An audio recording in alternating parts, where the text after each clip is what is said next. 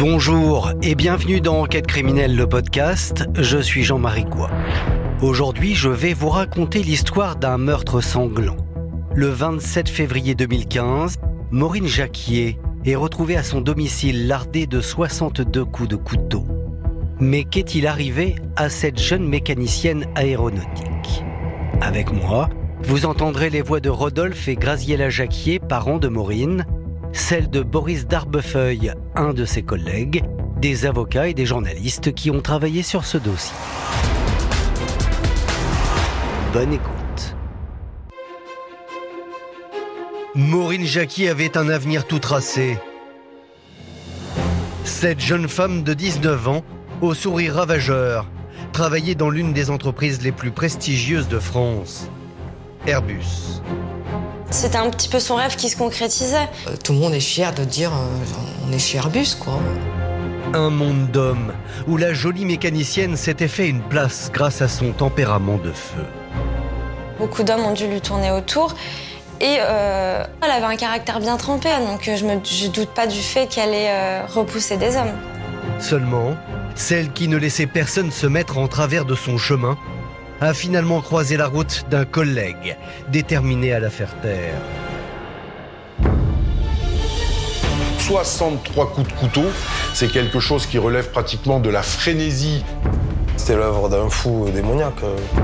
Le type, il a manipulé tout le monde en fin de compte. Moi, j'ai pensé à une vengeance, ouais. Vengeance. T'as foutu la merde dans mon couple, maintenant tu vas voir comment je vais te punir.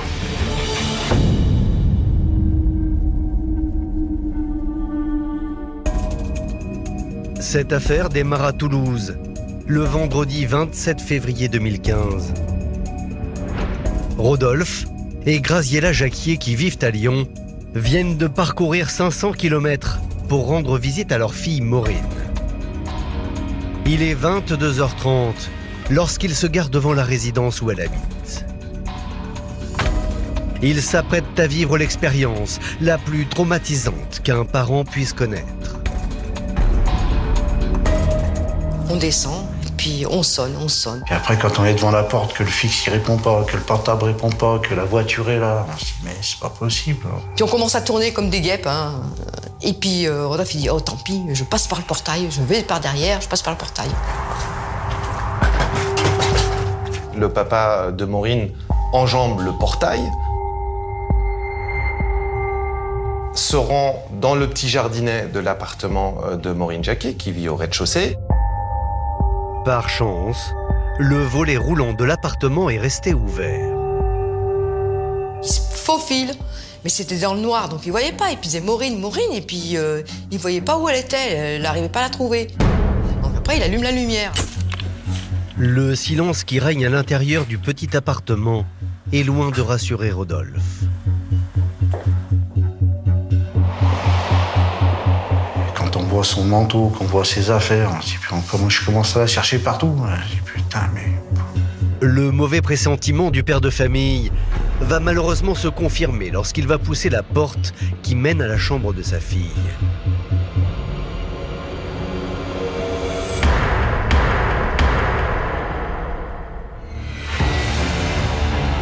C'est une véritable scène de carnage. Il y a du sang partout, notamment sur les murs, sur les draps. Maureen gît inanimée au sol dans une mare de sang. Affolé, Rodolphe Jacquier prévient immédiatement son épouse Graziella, restée dehors. Viens vite, il est arrivé une chose horrible.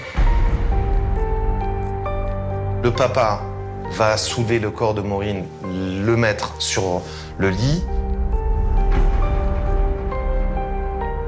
Et son premier réflexe, ça consiste à prendre son bébé, sa fille chérie, et d'essayer de la ramener à la vie de manière totalement désespérée. Je disais réveille-toi mon lapin, réveille-toi mon lapin. Et je l'ai touchée, je dis elle est froide. C'est là que j'ai compris. Et c'était une horreur. C'est impensable. Impensable et pour cause. Maureen allait fêter ses 20 ans dans quelques jours. Elle avait donc la vie devant elle. Brillante mécanicienne chez l'avionneur français Airbus, Maureen n'avait pas hésité à quitter le cocon familial 5 ans plus tôt pour vivre sa passion. Une passion dévorante pour laquelle elle avait tout sacrifié et qui lui a coûté la vie.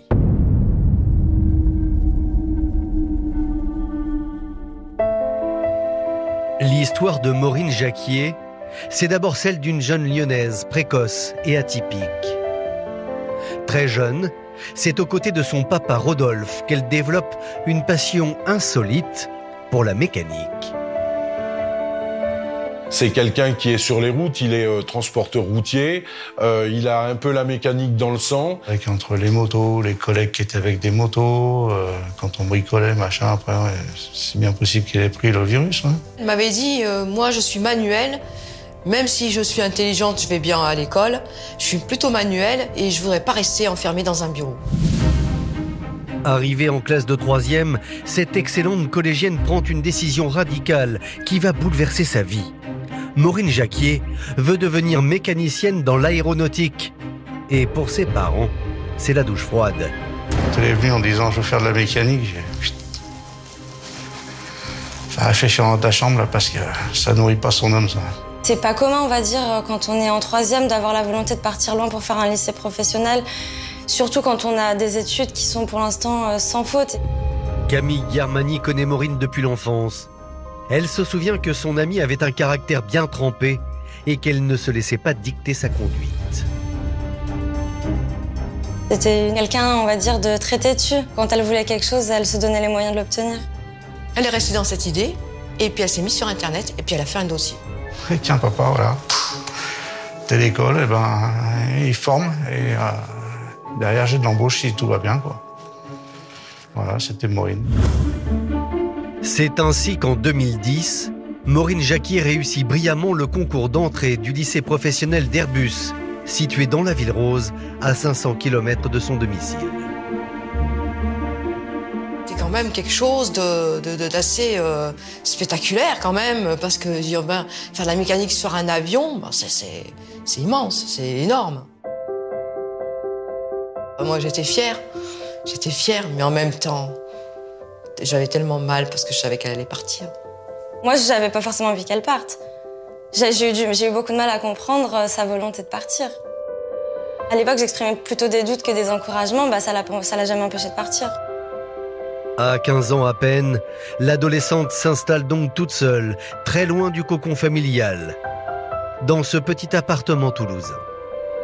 Le temps passe, elle grandit, on s'inquiète un peu moins. Voilà, ça y est, elle est indépendante. Un parcours professionnel sans faute qui se poursuit en 2014 lorsque Maureen Jacquier est embauchée en CDI par l'avionneur français. Elle intègre la grande famille de ceux que l'on surnomme dans la région les Airbusiens. Papa, tu te rends compte? J'ai pas 19 ans. Je fais ce qui me plaît. Si je déconne pas, j'ai un boulot à vie.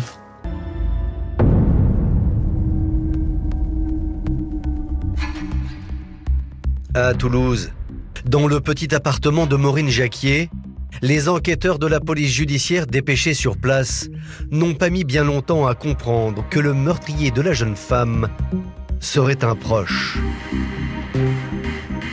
Et voici pourquoi. Aucune effraction n'est constatée, donc les enquêteurs vont exclure la piste du crime crapuleux ou le crime d'un rôdeur. Il y a un autre indice qui laisse penser que le tueur est un familier. Maureen, qui habite au rez-de-chaussée, avait pour habitude de laisser la porte-fenêtre ouverte. Maureen a un animal domestique, un petit chat. Seuls les amis, seuls les initiés pouvaient savoir que pour son chat, la nuit, Maureen Jacquier laissait sa baie vitrée ouverte avec le volet légèrement relevé. Il fallait savoir que le volet roulant, on pouvait le lever facilement. C'est quelqu'un de sa connaissance, il y a aucun doute, aucun doute. Un proche qui se serait acharné. Dans la chambre à coucher, les enquêteurs ne peuvent que constater l'horreur du crime. Le corps de la victime, bardé de plaies, est littéralement méconnaissable. Et lorsque le médecin légiste intervient, il va immédiatement constater, avec cette précision, qu'il opère sur un corps maculé, ensanglanté. Et il va tout de suite se convaincre qu'en réalité, plusieurs dizaines de coups de couteau, manifestement provoqués par une lame forte, très effilée, ont été administrés à la victime. Maureen Jacquier a été touchée par 63 coups de couteau. Donc véritablement, on est sur un individu qui décide de frapper longtemps et très fort. C'est vraiment l'œuvre de quelqu'un qui est déchaîné, qui est enragé. L'attaque a été soudaine et tout indique que Maureen a été surprise alors qu'elle dormait. Maureen Jacquier est en tenue de nuit. Et également qu'elle ne portait pas ses lunettes puisqu'on les retrouve sur la table de nuit. Or, elle avait un besoin impératif de porter ses lunettes ou ses lentilles, sinon elle voyait rien. Et puis, les constatations des policiers tentent à montrer que Maureen se serait réveillée au moment de l'attaque. Il y a notamment une lampe frontale qui est retrouvée à quelques centimètres de la tête de la victime, qui baigne également dans le sang de cette dernière. Qui est cassée, qui est en mauvais état, ce qui pourrait démontrer qu'il y a une lutte et que cette lampe frontale a été détruite pendant un affrontement entre Maureen Jacquier et son agresseur. Comme si la victime, qui présente par ailleurs d'importantes traces de plaies de défense, serait parvenue à arracher la lampe frontale qui figurait sur le front de son agresseur. Une fois son crime accompli, le meurtrier aurait pris le temps d'effacer certaines traces. Ils vont dans la salle de bain de Maureen Jacquier et retrouvent une serviette de bain rose tachée de sang. À l'évidence, le meurtrier a essuyé la lame de son couteau puisqu'on retrouve des traces d'essuyage spécifiques.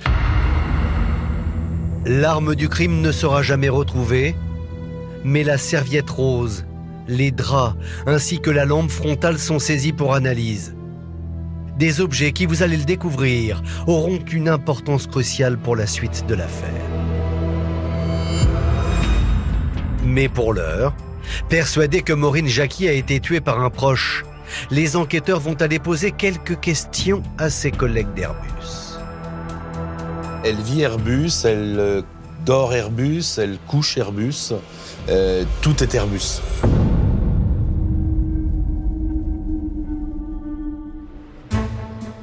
À Toulouse, sur le site d'assemblage de l'Airbus A330, les salariés ne se doutent pas encore qu'ils vont être dans le collimateur des enquêteurs. Car ici, tous connaissent Maureen Jacquier. Plus qu'une collègue, elle était une amie. Tous ses amis, tous ses proches sont à Airbus. Ce sont ses collègues, c'est avec eux qu'elle sort, c'est avec eux qu'elle vit, c'est avec eux qu'elle fait des activités. Alors évidemment, lorsque ses collègues apprennent que leur amie Maureen a été sauvagement tuée, et probablement par quelqu'un qu'elle connaissait, la psychose ne tarde pas à s'installer. Boris, Thierry et Mathieu se souviennent du climat délétère qui régnait à l'époque sur leur poste de travail. Quand il arrive un truc comme ça dans l'entreprise, tout le monde en parle, mais sans en parler. Ah ben là, dans Airbus, ouais, l'ambiance était assez lourde, suspicieuse, beaucoup d'étonnement. Tout le monde s'est posé les questions que le CRPJ se posait aussi. Qui, quoi, mais c'est qui l'avoir vu le dernier, et toi, tout le monde se regardait un peu les chaussettes. Le meurtrier, peut-être parmi nous, oui, forcément. Donc oui, on s'est posé cette question-là. Une interrogation partagée par les policiers. Surtout que sur place, ils vont très vite se rendre compte que Maureen Jacquier était un véritable objet de désir pour ses collègues. Alors, son pouvoir d'attraction lui a-t-il coûté la vie ? Maureen Jacquier est une jolie jeune femme. Elle plaît beaucoup à ses collègues. Dans un milieu d'hommes où il y a très peu de femmes, quelque part, toutes les femmes plaisent, quoi. Dès qu'il y a une jolie fille à Airbus, oui, beaucoup d'hommes qui sont... C'est un petit peu la star du moment, quoi. Ça va être très pesant de se sentir même rien que regardé comme un gibier, quoi.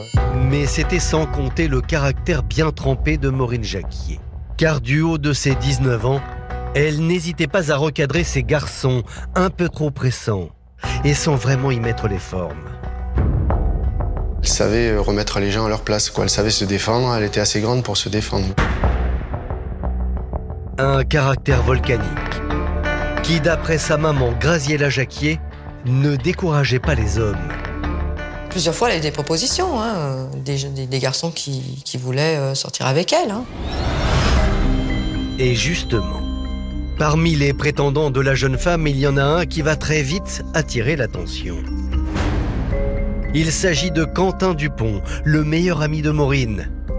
Il se murmure dans les couloirs d'Airbus que la jeune femme l'aurait conduit violemment quelques mois avant le drame. Alors forcément, les policiers vont lui poser quelques questions. Et il dit, c'est vrai que j'ai été un petit peu, j'ai eu quelques sentiments pour elle. Et d'ailleurs, une nuit, à 1h du matin, je suis allé la voir et pour lui déclarer ma flamme.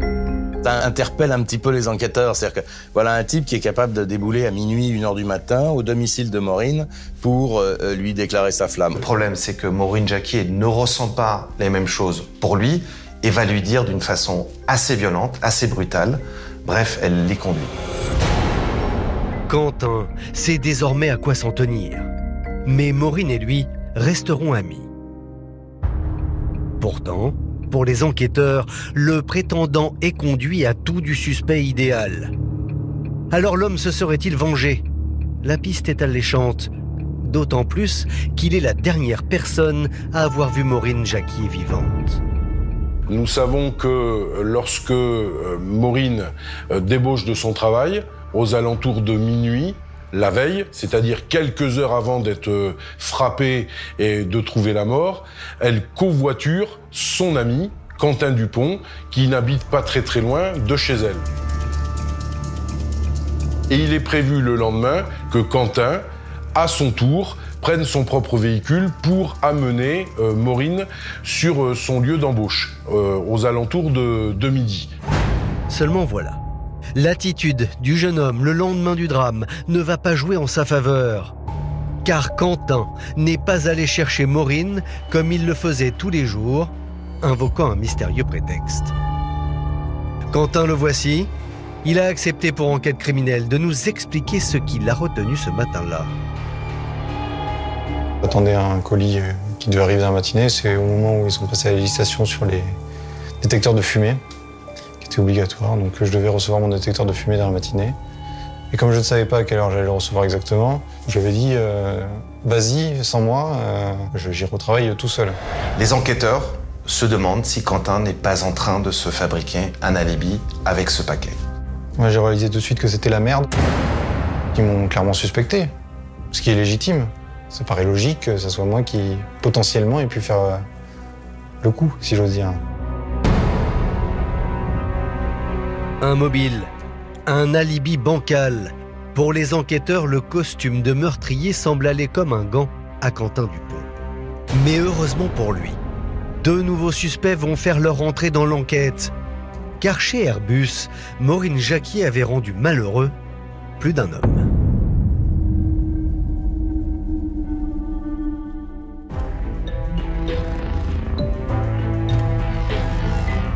Les policiers découvrent l'existence d'une main courante pour harcèlement déposée 2 ans plus tôt par Maureen Jacquier contre un certain Guillaume.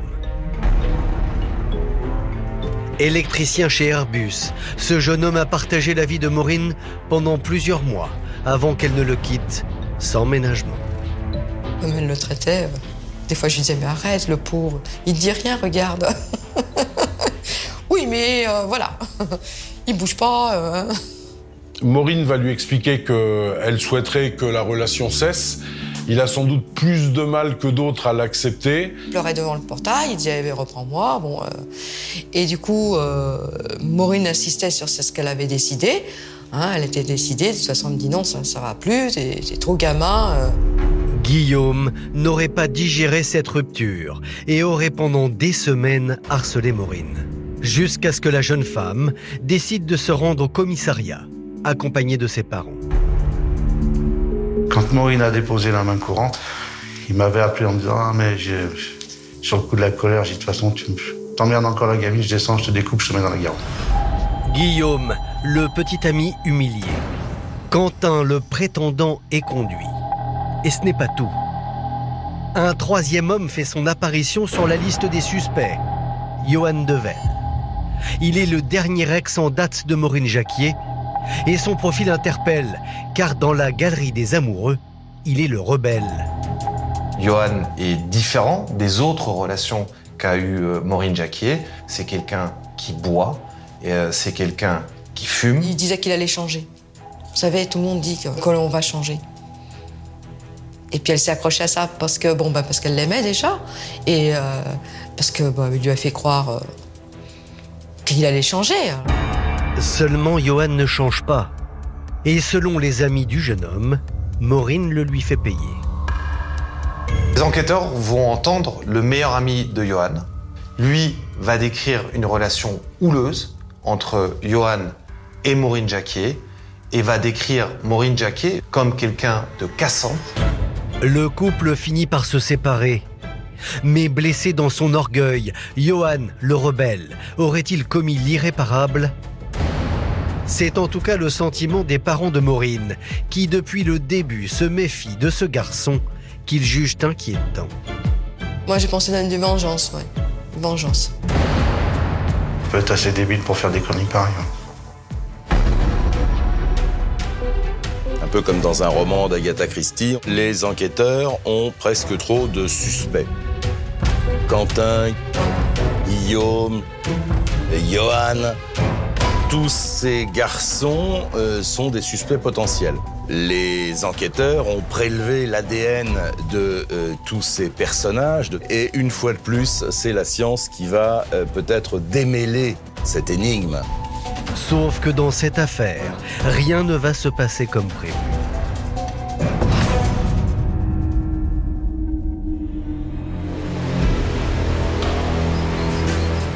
Le 16 mars 2015, un mois après le meurtre sauvage de Maureen Jacquier, les enquêteurs toulousains reçoivent sur leur bureau les résultats des analyses scientifiques. Souvenez-vous,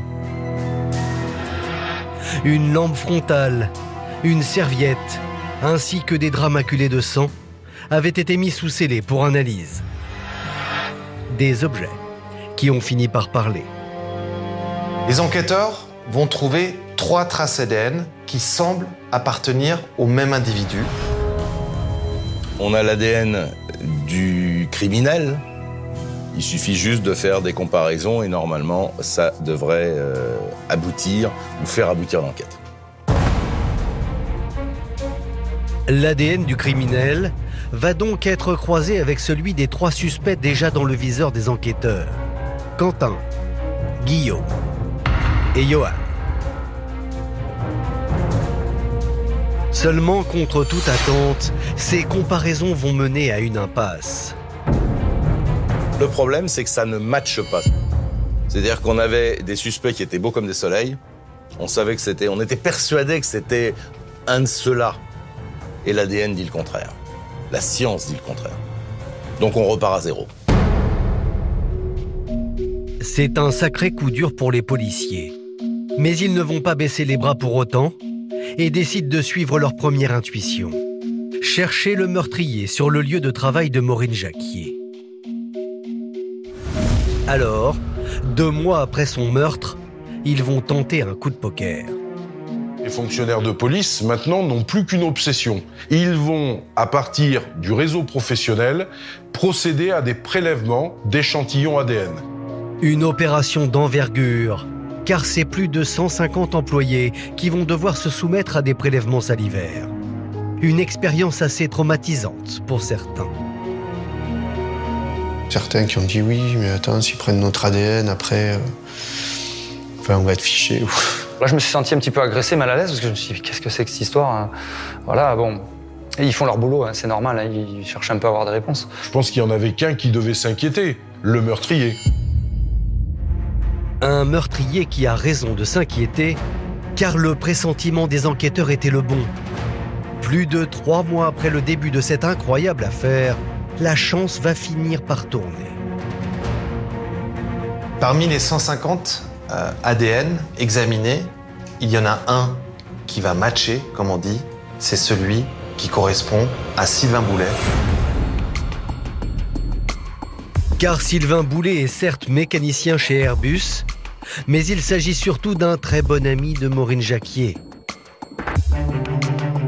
Un garçon bien sous tout rapport, insoupçonnable.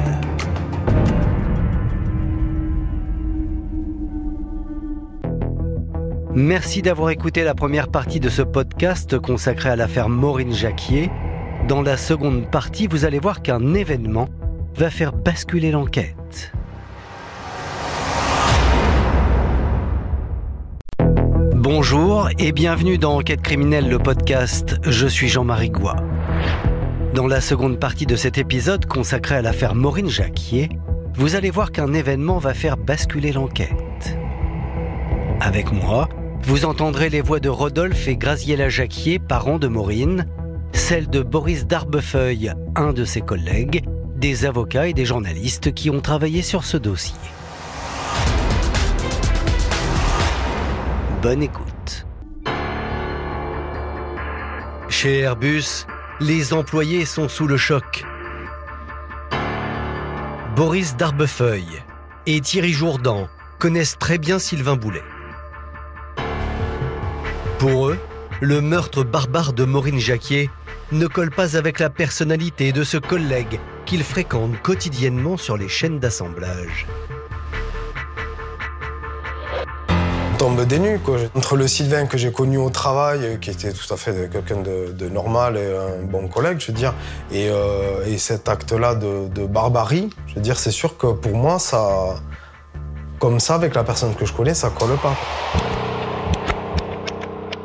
Thierry Jourdan se souvient d'ailleurs d'une conversation avec Sylvain au sujet de la mort de leur joli collègue. Rien dans son comportement n'aurait pu lui mettre la puce à l'oreille. On a parlé avec Sylvain et bon voilà, Sylvain avait un petit peu la même opinion que moi quand je lui ai dit oui, tu te rends compte peut-être que l'assassin il est parmi nous, quoi.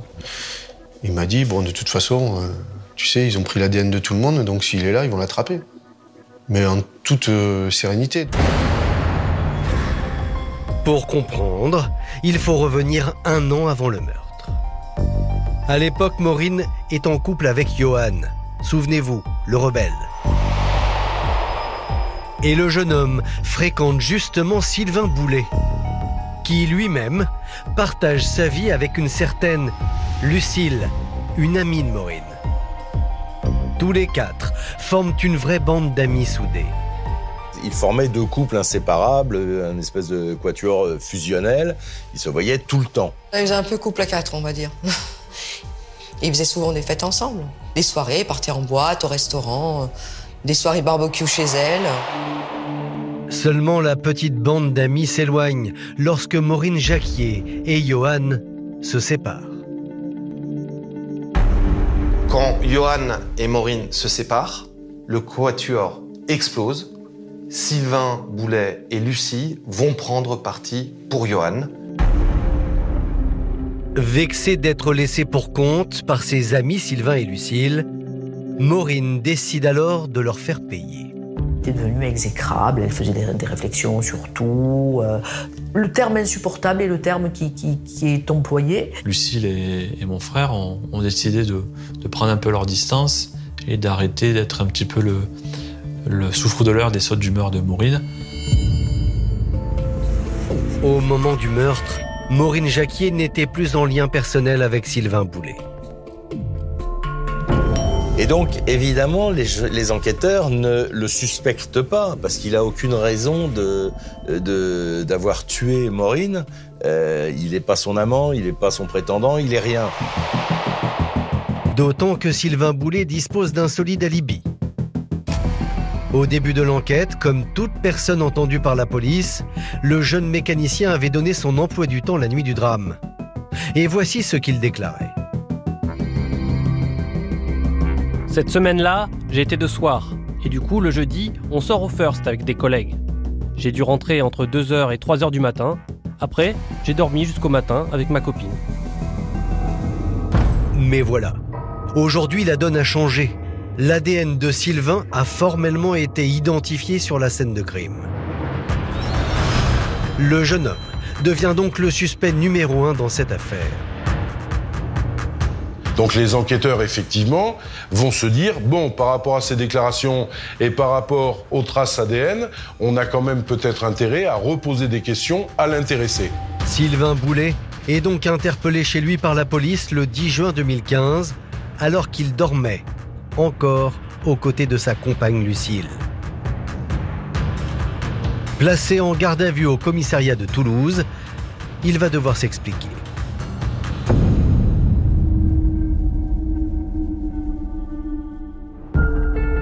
En garde à vue, Sylvain ne se démonte pas.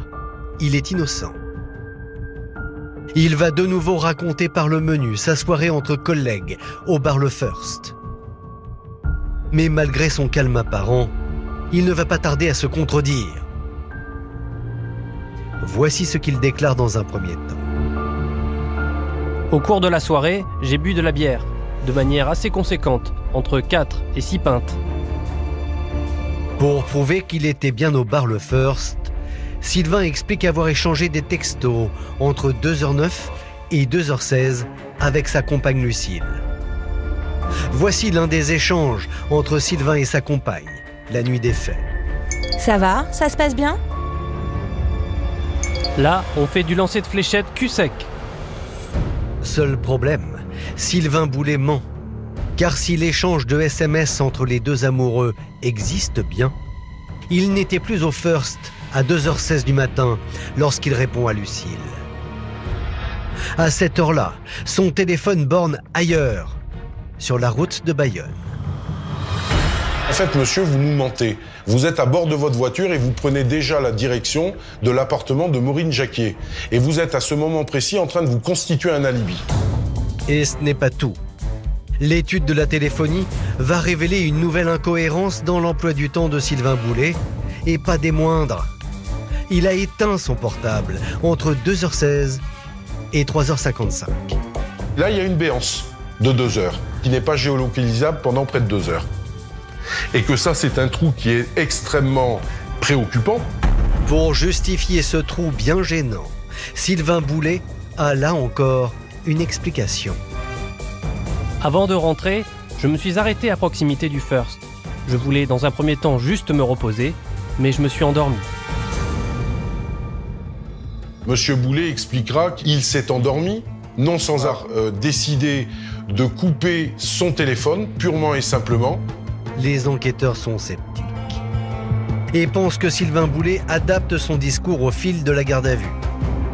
Ils vont d'ailleurs en avoir le cœur net en lui demandant une ultime précision. Où étiez-vous stationné? Sur le parking du Bonito, une salle de foot. Vous dites vous êtes garé au Bonito Foot. C'est impossible, monsieur. La barrière était fermée, elle n'a pas été manœuvrée. Vous avez non seulement un alibi qui n'est absolument pas opérant, vous avez menti et par conséquent, monsieur, il est beaucoup plus vraisemblable de croire que c'est vous qui vous êtes rendu sur la scène de crime et fracassé l'existence d'une gamine de 19 ans.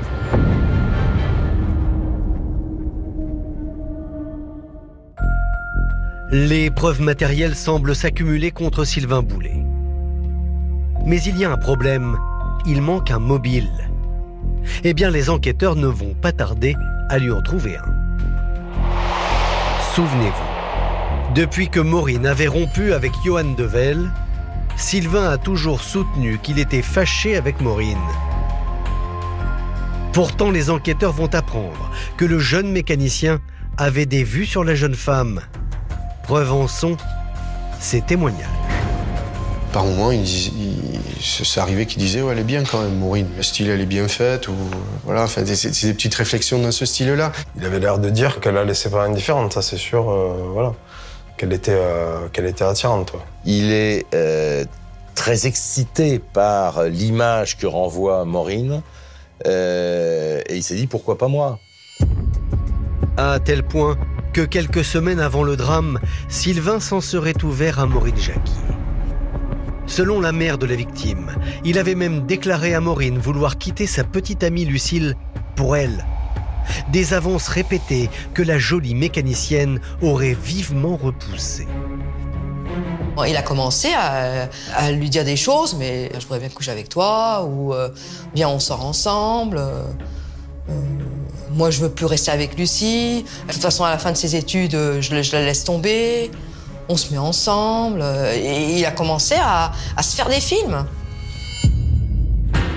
Mais c'est le témoignage de Rodolphe, le père de Maureen Jacquier, qui va finir d'enfoncer Sylvain Boulet. Monsieur Jacquier raconte une scène qui s'est déroulée le 31 janvier 2015, très précisément, soit un mois avant le meurtre. Ce jour-là, sa fille Maureen avait donné rendez-vous à la petite amie de Sylvain, Lucille.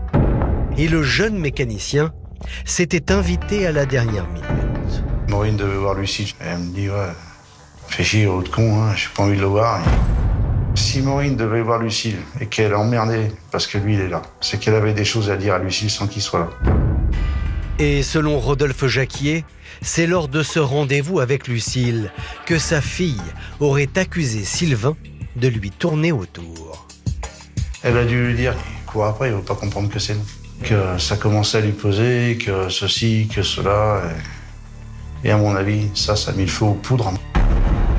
Sylvain Boulet n'aurait pas du tout apprécié ce qui s'est dit ce soir-là, et peut-être se serait vengé. Le mobile du crime commence à se dessiner. Les enquêteurs décident alors de se tourner vers Lucille, la compagne de Sylvain. Un témoignage qui pourrait être crucial pour prouver la culpabilité de leur suspect numéro 1. Les enquêteurs ne vont pas y aller de main morte avec Lucille, ils vont un peu la bousculer, ils vont la pousser dans ses retranchements, mais sans avoir de réponse concrète. Elle est complètement larguée. Elle n'est plus en capacité de nous apporter quoi que ce soit d'utile. Et c'est une victime collatérale de la disparition de Maureen Jacquier. Du côté de Sylvain Boulet, les enquêteurs n'obtiennent pas plus de réponse. Le jeune mécanicien semble frappé d'amnésie. Sylvain dit oui.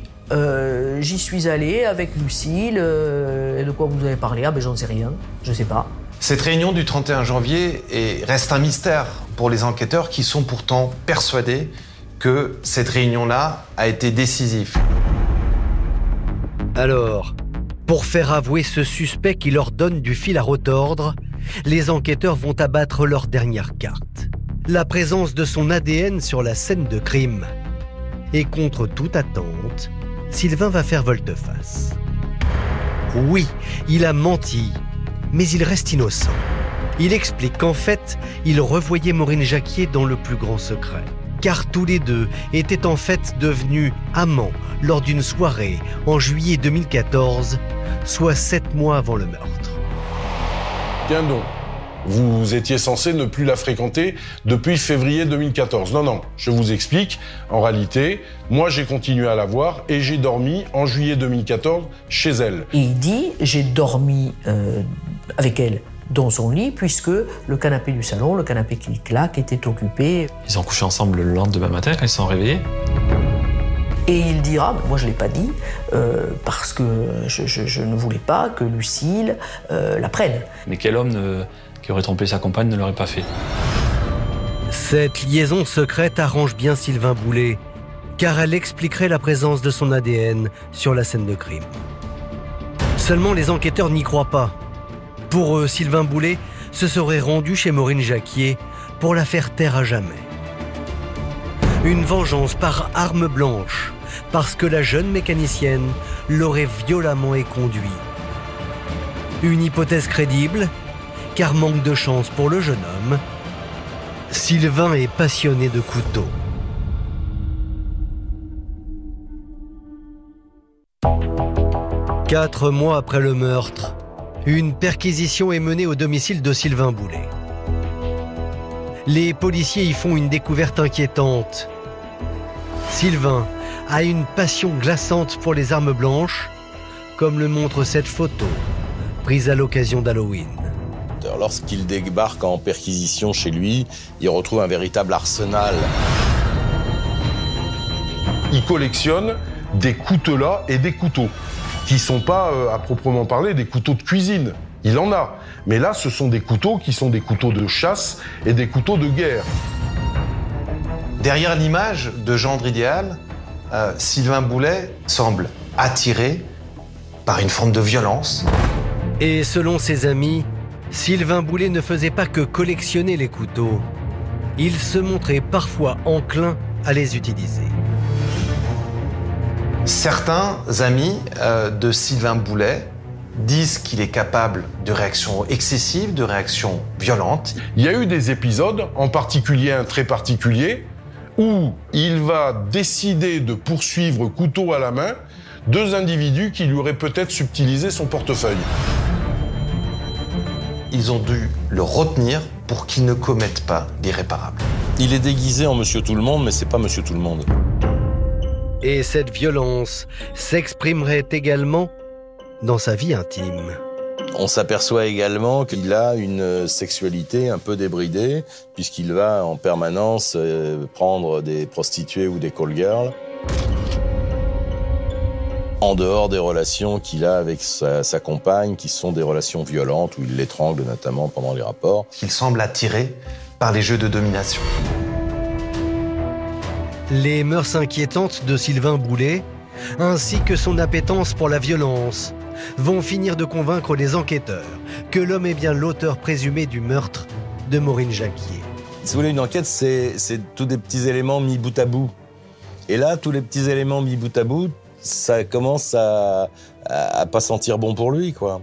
Et puis, il y a son ADN sur la scène de crime. Ah, j'ai envie de vous dire que les jeux sont faits, hein. La préméditation n'ayant pas été retenue, Sylvain Boulet est mis en examen pour homicide volontaire.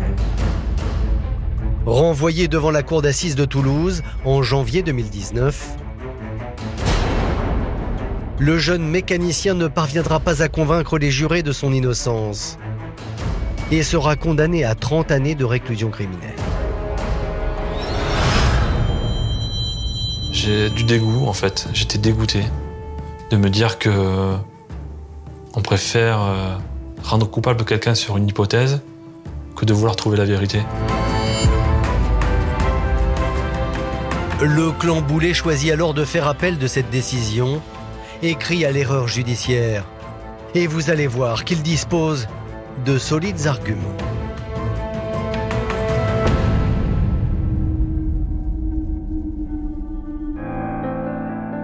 Dans l'attente de son procès en appel, les membres de la famille Boulet ont décidé de se battre et de prouver l'innocence de Sylvain.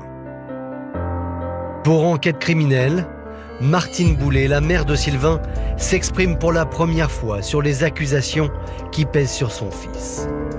Des accusations qui, aux yeux de cette maman poule, sont fausses. Je lui ai demandé si c'était lui qui l'avait fait. Je lui ai dit, sois franc avec moi, de toute façon, quoi que tu aies fait, que tu l'aies fait ou que tu l'aies pas fait, tu serais mon fils, je te soutiendrai quand même. Mais il m'a dit, ce n'est pas moi. Nous, tout ce qu'on veut, c'est que justice soit faite, qu'on trouve la vraie personne. À vouloir un peu bâcler, je trouve, on est en train de faire une seconde victime, c'est mon frère. Le clan Boulet estime que l'enquête des policiers a été partielle et menée à charge contre Sylvain. Pour nous, c'est pas fini. Non, non. Et les trucs qui sont louches, ils ont pris la facilité. Et comment dire, dès le départ, ça a été foireux, cette enquête. L'ADN, par exemple, comme reine des preuves, les Boulets n'y croient pas. Car lors de la perquisition menée au domicile de Sylvain, aucune trace de sang ou empreinte génétique de Maureen n'a été retrouvée. Or, selon eux, si Sylvain avait tué Maureen de 63 coups de couteau, il aurait été couvert du sang de sa victime. En fait, c'est pas possible. si c'est lui, comment il a fait, quoi. Il n'y a pas de sang sur ses vêtements, il n'y a pas de sang dans sa voiture qui a été désossée. On a tout analysé, on a analysé la machine à laver, on a analysé la bonde de la douche, enfin on ne trouve rien. Pas le moindre ADN de Maureen. Le camp Boulet dispose d'un autre atout de taille dans sa manche. Un témoignage crucial, complètement mis de côté par les policiers. Un témoignage qui innocenterait purement et simplement Sylvain Boulet. Des voisins de Maureen Jacquier affirment avoir vu Maureen Jacquier le vendredi 27 février 2015 vers 10h du matin passer devant leur maison. Il leur a été vérifié parce qu'à ce moment-là, l'un des deux témoins était en conversation avec un interlocuteur que l'on a identifié et l'on a retrouvé la trace et par conséquent le jour et l'heure de la conversation. Le témoignage de ces voisins de Maureen Jacquier est essentiel pour la défense parce qu'il disculpe leur client, Sylvain Boulet. En effet, ce témoignage des voisins montrerait que Maureen Jacquier n'aurait pas été tuée en pleine nuit, le jeudi 26 février 2015, mais le lendemain, le vendredi, en fin de matinée. Une hypothèse crédible, car dans cette affaire, le médecin légiste a commis une terrible erreur. Le médecin légiste n'a pas été capable de donner avec précision la date de la mort, tout ça parce qu'ils ont oublié de prendre la température du corps au moment des constatations. Or, si elle a été tuée dans la matinée, Sylvain Boulet ne peut pas être l'auteur des faits. Il était localisé et présent ailleurs. Et ce n'est pas tout. La défense a également mis la main sur le dernier échange de SMS entre Maureen Jacquier et Sylvain Boulet. Il date de 4 mois avant le meurtre et prouverait que le jeune mécanicien n'harcelait pas la jeune femme.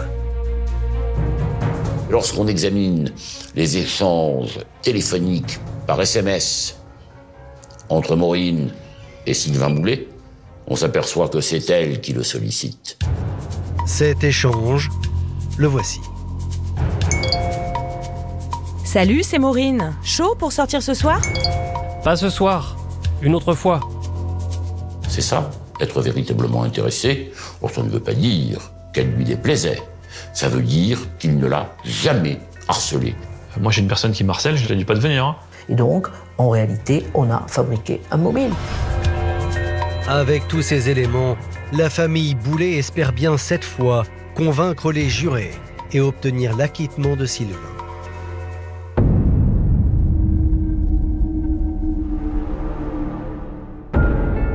Le 2 mars 2020, soit 5 ans après le meurtre de Maureen Jacquier, le procès en appel de Sylvain Boulet s'ouvre dans une ambiance électrique devant la cour d'assises de Montauban. L'homme a déjà été jugé en première instance et condamné lourdement à 30 ans de prison. Aujourd'hui, c'est pour lui le procès de la dernière chance.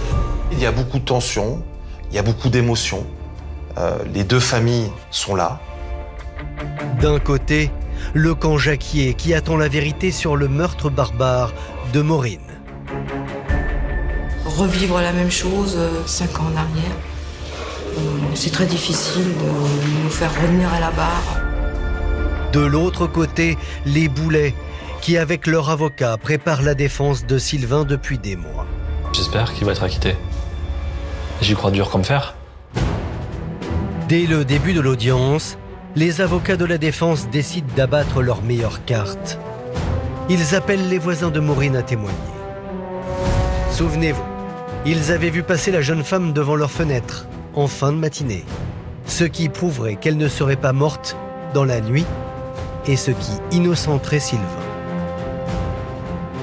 Effectivement, un voisin a vu passer Maureen à 10h du matin. Et évidemment, c'est un argument pour la défense extraordinaire. Mais ce témoignage va être balayé d'un revers de main par l'avocat des parents de Maureen. La jeune mécanicienne est bien morte en pleine nuit, la science le prouve. la médecine est venue effectivement apporter des éléments complémentaires. Tout converge pour penser que Maureen a été surprise dans son sommeil et que, au niveau de son estomac, on ne retrouve en termes de vestiges alimentaires que de la bouillie. C'est-à-dire que son repas n'était pas un repas matinal. Peut-être que ce témoin l'a vu la veille ou l'avant-veille et qu'il mélange un petit peu les choses. C'est extrêmement courant dans les affaires criminelles. Les policiers ont l'habitude d'ailleurs. Il faut que 3 témoins au moins affirment la même chose pour qu'on commence à les croire. Malgré ce camouflet, la défense continue d'avancer ses pions. L'ADN de Sylvain Boulet retrouvé dans l'appartement de Maureen ne prouve rien. En fait, le jeune homme a très bien pu le laisser derrière lui lorsqu'il a dormi chez elle quelques mois avant le meurtre. Impossible, selon Maître Boguet, qui décide de s'adresser directement à Sylvain dans le box pour le faire craquer. On réussit à récupérer le sang frais de la victime et qu'on découvre votre ADN frais, en mélange avec le sang de la victime. Et ça vous accable parce que c'est cet ADN qui a été déposé au moment où on a donné la mort à Maureen Jacquier. Cette histoire d'ADN, à mon regard, est indéfendable. Au regard du dossier, c'est indéfendable. Il y a 3 ADN qui lui appartiennent, ADN mêlés à celui de la victime, à des endroits stratégiques. En effet. Souvenez-vous, l'ADN de Sylvain Boulet a été retrouvé à 3 endroits incriminants. Sur les draps, sur une serviette de bain et enfin sur une lampe frontale. Un objet qui accable particulièrement le jeune homme. Et ce qui n'arrange pas les affaires de son avocat. Il a déclaré que vraisemblablement elle lui appartenait et qu'il l'avait oublié, perdu chez Maureen à l'occasion d'une de ses visites. Qu'est-ce que ça a d'extraordinaire? Qu'est-ce que ça a d'invraisemblable? Et cette lampe frontale, on la retrouve sur la scène de crime, on la retrouve pas à l'autre bout de l'appartement, on la retrouve au pied du corps. Donc très vraisemblablement, dans la bagarre, elle est tombée, il l'avait sur la tête et elle est tombée. La messe est dite à partir de là. À l'issue de 5 jours d'audience, Sylvain Boulet n'aura finalement pas réussi à convaincre la cour. Il est condamné à 30 années de réclusion criminelle. Une sentence assortie cette fois d'une peine de 20 ans de sûreté. Pour Martine Boulet, la maman de Sylvain, la justice vient de commettre une terrible erreur. On est en train de lui briser toute sa jeunesse, sa vie. Il va sortir vers 45-50 ans. Qu'est-ce qu'il aura devant lui ? Sylvain Boulet s'est aujourd'hui pourvu en cassation. Il reste toujours présumé innocent. Dès lors, c'est un nouveau combat qui s'ouvre pour la famille Jacquier, qui, chaque jour, pleure leur fille Maureen. Et toute ma vie, j'aurai la colère et de la peine mélangées, de toute façon. J'aurais beau faire n'importe quoi. Cette nuit-là, je l'oublierai jamais. Elle est gravée dans ma tête. Ce sentiment de frustration, en fait, ça me met... En fait, il n'y a rien pour nous. Là. Ça a mis la société à l'abri, mais nous, il nous manque toujours notre fille. Je suis désolé, mais voilà.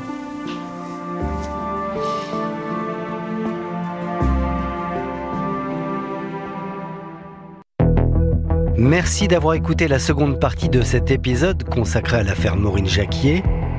N'hésitez pas à vous abonner à ce podcast afin de recevoir chaque semaine un nouvel épisode. Et bien sûr, s'il vous a plu, vous pouvez laisser un commentaire sur l'appli RTL, rtl.fr et toutes les plateformes partenaires. Je vous dis à bientôt. Il faisait froid ce soir-là, un froid métallique, presque coupant, qui semblait s'infiltrer jusque dans les os. Dans la petite ville de Saint-Jean-de-Maurienne, nichée au creux des Alpes, la vie suivait d'ordinaire un rythme tranquille, rythmé par le bruit des trains, les conversations sur les pistes enneigées et le souffle régulier du vent descendant des montagnes. Mais ce le 28 février 2016, tout a basculé. Dans un immeuble sans histoire, situé rue du Montcenis, Maureen Jacquier, 20 ans, vivait seule dans un petit appartement qu'elle louait depuis quelques mois. Elle travaillait comme mécanicienne dans une concession Renault, un métier qu'elle exerçait avec passion et fierté. Une jeune femme brillante, souriante, adorée de ses collègues. Et pourtant, à 22 heures passées, plus personne ne répondait à ses appels. Ni ses parents, ni ses amis. Le lendemain matin, c'est l'une de ses collègues, inquiète de son absence inhabituelle, qui a donné l'alerte. Les pompiers sont arrivés les premiers.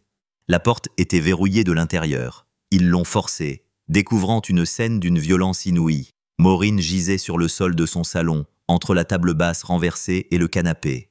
3 coups de couteau au thorax, aucun signe de lutte prolongée, aucun désordre flagrant. Le téléphone était posé sur le plan de travail, écran éteint. Rien n'indiquait une effraction. Le choc fut total. La gendarmerie locale prit aussitôt les choses en main. L'affaire Jacquier allait très vite dépasser les frontières du petit village savoyard. Car tout, dès le début, semblait incohérent. D'un côté, une victime sans ennemi connu, sans dette, sans relation conflictuelle. De l'autre, une scène où tout paraissait à la fois maîtrisé et terriblement brutal. Les enquêteurs menés par le capitaine Morel, un homme aux traits secs et au regard d'acier, ont commencé à passer le moindre détail au peigne fin. D'abord, le voisinage. Dans l'immeuble, plusieurs résidents avaient entendu des bruits, mais rien de clairement alarmant. Un cri étouffé, peut-être la télé, dira une voisine. Un autre évoquera un choc sourd vers 22h15. Mais personne n'avait vu entrer ou sortir quiconque. Puis il y eut cette trace, une empreinte digitale partielle, retrouvée sur le bord de la table basse, non identifiée, pas celle de Maureen, pas celle d'un proche. À ce moment-là, les gendarmes pensaient tenir un début de piste. Pourtant, la suite allait les désorienter. Les premières heures de l'enquête furent menées tambour battant. Le téléphone de Maureen révéla plusieurs appels manqués. Sa mère, une amie et un certain Alexandre P., un ancien collègue qui, selon les proches, s'était récemment montré insistant. Alexandre fut rapidement convoqué. Grand, mince, un peu nerveux, il jura qu'il n'avait rien à voir avec la mort de Maureen. Il déclara avoir tenté de la joindre pour lui rendre un chargeur qu'elle avait oublié. Ses explications paraissaient cohérentes, mais son attitude, elle, intriguait. Il tremblait légèrement, regardait sans cesse vers la porte. Dans le petit bureau de la gendarmerie, le capitaine Morel observait en silence. Il savait que dans ce genre d'affaires, les premiers jours étaient cruciaux. Chaque geste, chaque mot pouvait révéler une faille. Pendant ce temps, à quelques kilomètres de là, la famille Jacquier apprenait la nouvelle. Dans leur maison à la Chambre, la mère de Maureen, Françoise, s'est effondrée en larmes. Le père, Michel, un homme taiseux, ne disait rien. Leur fille unique, celle dont ils étaient si fiers, venait d'être arrachée à eux sans raison apparente. L'autopsie confirma bientôt la brutalité du crime.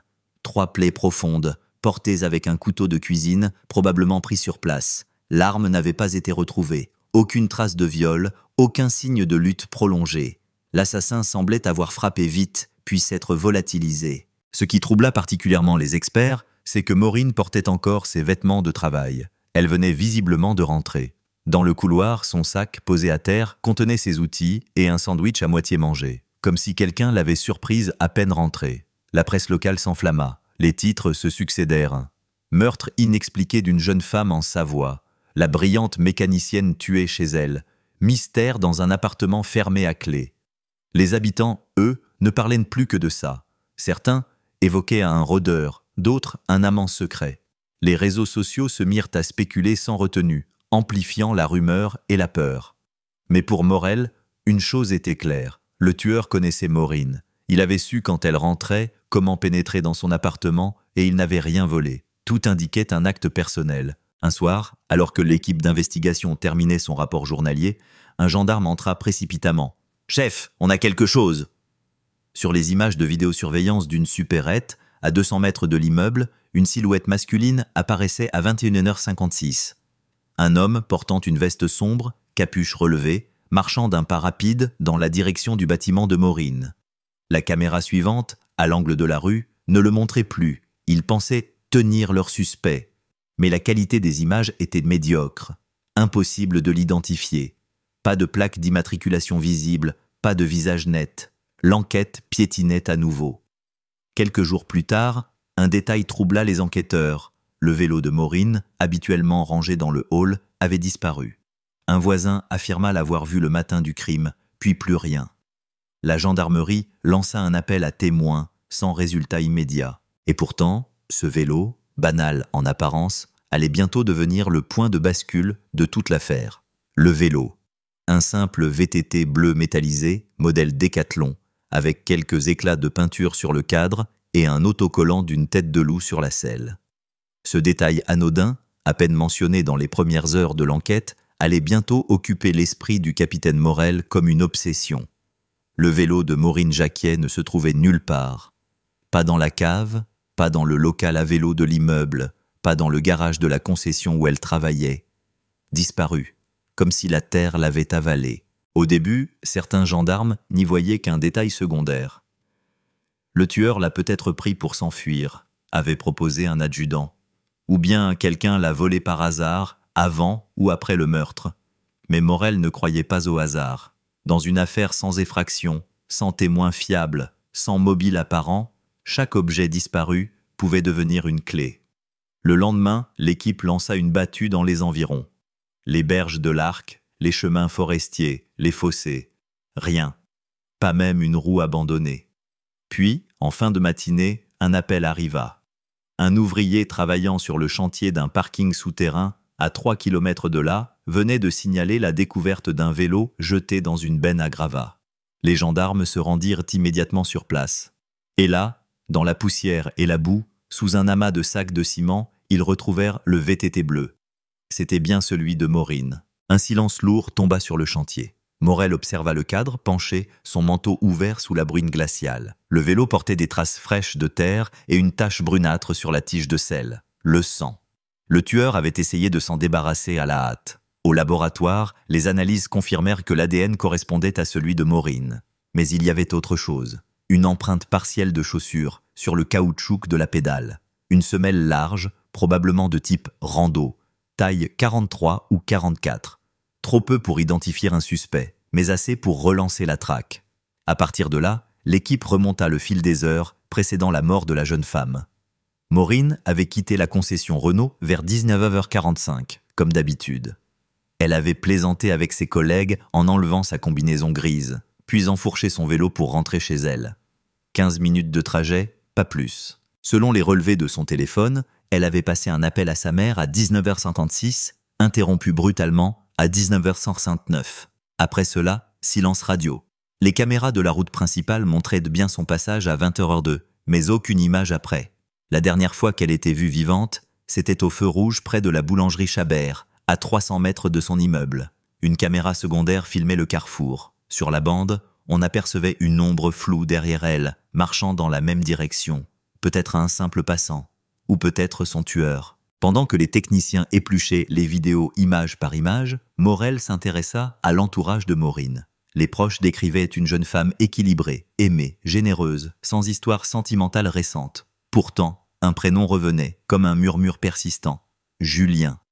Julien M., 25 ans, ancien stagiaire de la concession, avait fréquenté Maureen quelques mois plus tôt. Leur relation, d'après ses collègues, s'était terminée brusquement. Il était revenu la voir plusieurs fois, prétextant vouloir récupérer des outils ou discuter d'un malentendu. Certains disaient qu'il n'avait jamais vraiment accepté la rupture. Convoqué par la gendarmerie, Julien se présenta calmement. Casquette vissée sur la tête, voix basse, il affirma qu'il n'avait pas revu Maureen depuis 2 semaines. Son alibi, il aurait passé la soirée du 28 février chez un ami à Modane, à une vingtaine de kilomètres de là, à regarder un match de foot. L'ami confirma, les horaires semblaient cohérents. Mais quelque chose dérangeait Morel. L'attitude de Julien oscillait entre détachement et irritation. Quand on lui montra une photo du vélo, il détourna les yeux. « C'est celui qu'elle prenait tous les jours ?» demanda-t-il d'un ton presque absent. « Oui, » répondit Morel, « celui-là même qu'on avait retrouvé dans une benne. » Julien haussa les épaules, comme si cela ne le concernait pas. Le capitaine prit des notes, lentement. Une intuition, faible mais insistante, lui murmurait que cet homme savait plus qu'il ne disait. Pourtant, sans preuve concrète, il ne pouvait rien faire. Les jours suivants, les gendarmes fouillèrent le passé de Julien. Rien de grave, sinon quelques amendes, un petit vol dans un magasin lorsqu'il était adolescent. Mais un élément attira l'attention. Un véhicule utilitaire gris, immatriculé à son nom, avait été repéré par une caméra à 21h40, non loin du domicile de Maureen, le soir du meurtre. Or, Julien avait affirmé être déjà à Modane à cette heure-là. Confronté à cette découverte, il hésita, puis expliqua que son fourgon avait été prêté à un ami. Cet ami, introuvable, s'appelait selon lui Loïc. Aucun Loïc ne correspondait à la description donnée. Le mensonge apparaissait désormais évident. Le capitaine Morel fit alors perquisitionner le véhicule. À l'intérieur, les techniciens relevèrent plusieurs fibres textiles correspondant au tapis du salon de Maureen. Et sous le siège, un fragment de plastique rouge, provenant, selon les analyses, d'un garde-boue de VTT. Julien fut placé en garde à vue. Pendant des heures, il nia. « Je n'ai rien fait, c'est une erreur. J'ai aimé Maureen, je n'aurais jamais pu la tuer. » Morel garda son calme, posant les questions une à une, comme on dénoue un fil. Pourquoi avoir menti sur ta soirée? Pourquoi ce fragment de vélo sous ton siège? Pourquoi ton véhicule est-il passé devant chez elle? Silence. Le suspect fixait le sol, les mains tremblantes. Mais au moment où les gendarmes pensaient à le faire craquer, un coup de théâtre survint. Le juge d'instruction refusa la prolongation de garde à vue, estimant les éléments trop fragiles. Julien fut libéré, faute de preuves directes. La population locale, déjà ébranlée, explosa de colère. Sur les réseaux, on cria à l'injustice. Certains habitants commencèrent à s'organiser en comité de soutien à la famille Jacquier. D'autres soupçonnaient les gendarmes d'avoir bâclé leur travail. Dans les cafés de Saint-Jean, on ne parlait plus que de « l'assassin qui court toujours ». Maureen, elle, fut enterrée dans son village natal. Le cortège silencieux serpentait entre les montagnes, dans une brume épaisse. Ses collègues de la concession formaient une haie d'honneur, les yeux rougis. Françoise Jacquier serrait contre elle le blouson de sa fille, incapable de le lâcher. Morel, présent discrètement, sentit pour la première fois depuis longtemps un poids dans sa poitrine. Il n'était pas seulement flic, il était père lui aussi. Après la cérémonie, il jura intérieurement qu'il ne laisserait pas cette affaire se refermer sur un non-lieu. Un mois plus tard, alors que l'hiver touchait à sa fin, un promeneur découvrit un sac plastique abandonné derrière un muret, à mi-chemin entre Saint-Jean et Modane. À l'intérieur, une paire de gants noirs, un couteau de cuisine à manche bleue et une tache brunâtre séchée sur la lame. Le tueur, pensait-on, venait peut-être de refaire surface. Le matin du 6 avril 2016, une fine neige tombait encore sur les toits de Saint-Jean-de-Maurienne. Les montagnes, silencieuses, semblaient retenir leur souffle. C'est un randonneur matinal, un certain Lucien Perrault, retraité d'EDF, qui appela la gendarmerie après avoir découvert un sac plastique coincé entre deux pierres, sur un chemin forestier surplombant la route nationale. Le sac contenait un couteau de cuisine à manche bleue, taché de brun, et une paire de gants noirs en latex, encore rigides par le froid. Lorsque l'équipe scientifique arriva sur place, le capitaine Morel prit la scène avec un calme presque cérémoniel. Il savait qu'une découverte pareille pouvait tout relancer, ou tout fausser. Le couteau fut enveloppé dans un sachet stérile, photographié sous tous les angles, et envoyé au laboratoire de Lyon pour analyse. Les gants, eux, portaient de petites marques d'usure, comme si quelqu'un les avait portés longtemps, puis retirés brusquement. 3 jours plus tard, les résultats tombèrent. Le sang sur la lame appartenait bien à Maureen Jacquier. Le couteau venait de la marque Pradel Excellence, un modèle vendu en grande surface. Mais le plus troublant, c'était une empreinte partielle sur le manche, ni celle de Maureen, ni celle d'un membre de sa famille. L'ADN retrouvé à l'intérieur des gants appartenait à un homme, mais non répertorié dans les fichiers nationaux. Une ombre, encore. La presse s'enflamma immédiatement. « L'arme du crime retrouvée !» titraient les journaux régionaux. Les habitants, eux, oscillèrent entre soulagement et angoisse. Car si le couteau avait été abandonné à l'air libre, cela signifiait que le tueur connaissait les lieux, qu'il savait où cacher les preuves sans être vu. Et cela voulait dire qu'il vivait probablement parmi eux. Morel passa la journée à parcourir la zone autour du muret.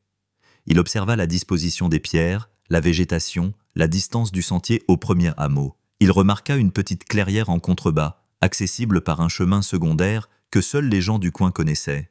En descendant, il aperçut des traces de pneus récentes dans la boue, trop profondes pour un vélo, trop légères pour une voiture, peut-être une moto. L'idée l'obséda tout le soir. Il repassa mentalement la liste des suspects, Julien bien sûr, mais aussi Alexandre P., l'ancien collègue nerveux qui roulait justement à moto.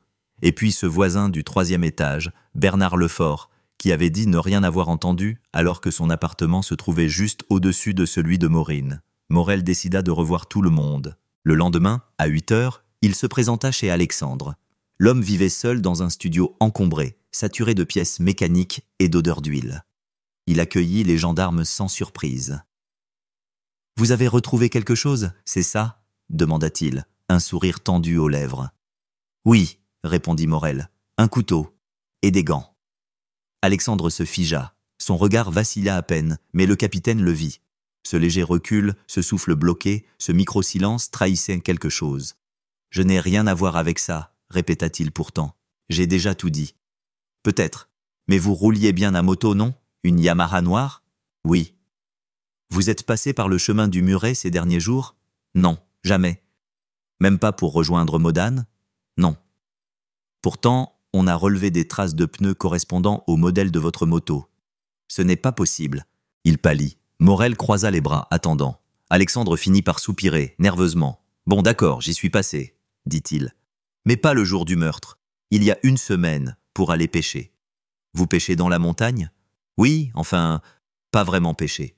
Je me balade. »« Seul ? » ?»« Oui. » La conversation s'enfonçait dans un flou dangereux. Morel savait qu'il ne tiendrait pas avec des mots, mais avec des preuves.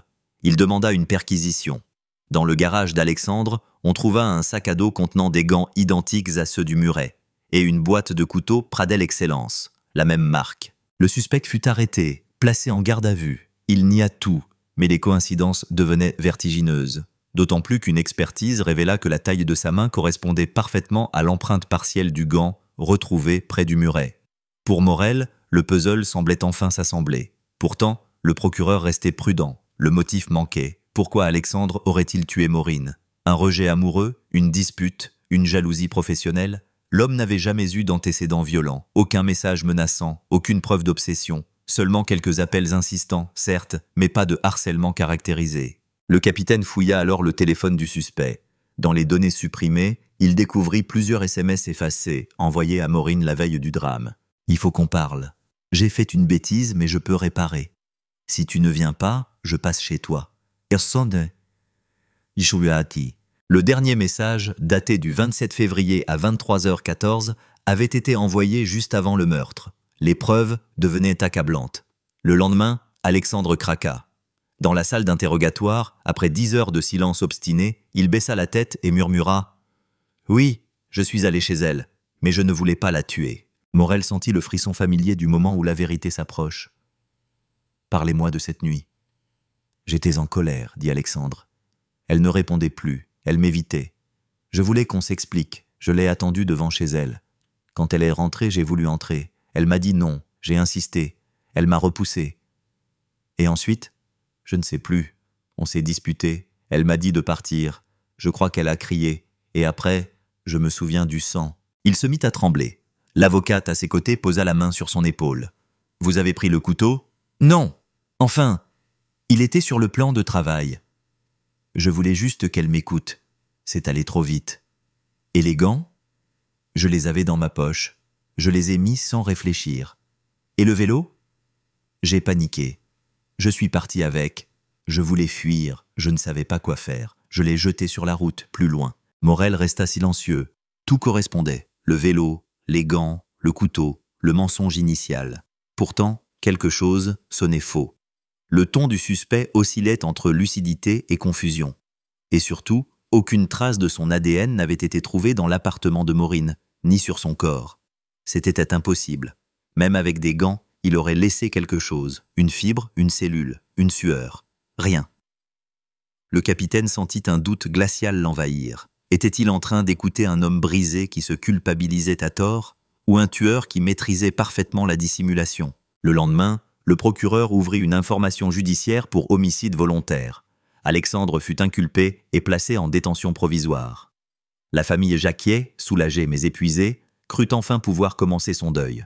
Pourtant, dans le bureau de Morel, les photos de la scène de crime restaient affichées au mur. Et, dans un coin du tableau, une note en rouge, cerclée de foi. Empreinte sur la table basse ADN des suspects. Le capitaine se frotta le menton, pensif. Car s'il était vrai qu'Alexandre avait avoué, pourquoi cette autre empreinte? Pourquoi ce détail obstinément incohérent? Et surtout, pourquoi Maureen avait-elle reçu un second appel à 22h12, soit après sa mort présumée. Le numéro provenait d'un portable prépayé, jamais retrouvé. Le 28 avril, un mois après l'inculpation d'Alexandre, une nouvelle rumeur secoua la vallée. Quelqu'un avait tenté d'incendier son garage. Un inconnu, de nuit. Sur le mur, un message tracé à la peinture rouge. « Tu n'as pas tout dit ». Le 29 avril au matin, la vallée s'était réveillée dans une brume lourde, presque grise. Un camion de pompiers bloquait la rue des Peupliers et une odeur âcre de plastique fondu flottait dans l'air. Le garage d'Alexandre P. n'était plus qu'une carcasse calcinée, les murs noircis, les vitres éclatées. L'incendie avait été maîtrisé avant de se propager, mais à l'intérieur, tout avait brûlé. Outils, motos, papiers, souvenirs. Il ne restait que des débris. Sur la façade, écrit en lettres rouges encore dégoulinantes, « Tu n'as pas tout dit ». Le capitaine Morel observa la scène en silence. L'inscription, tracée à la hâte avec une bombe de peinture, semblait être l'œuvre d'une main tremblante. Ce n'était pas une vengeance anonyme, c'était un message. Quelqu'un voulait qu'Alexandre parle, ou qu'il se taise à jamais. « C'est un règlement de compte ?» demanda un gendarme. « Non », murmura Morel, « c'est plus intime que ça. » Le capitaine fit boucler la zone. Dans les cendres, les experts relevèrent quelques indices. Des traces d'essence, un morceau de gant fondu et une empreinte partielle de chaussure près de la porte arrière. Même motif que celle retrouvée sur la pédale du vélo de Maureen. Taille 44, semelle large, les mêmes pas, encore et toujours. Morel sentit un frisson lui remonter la nuque.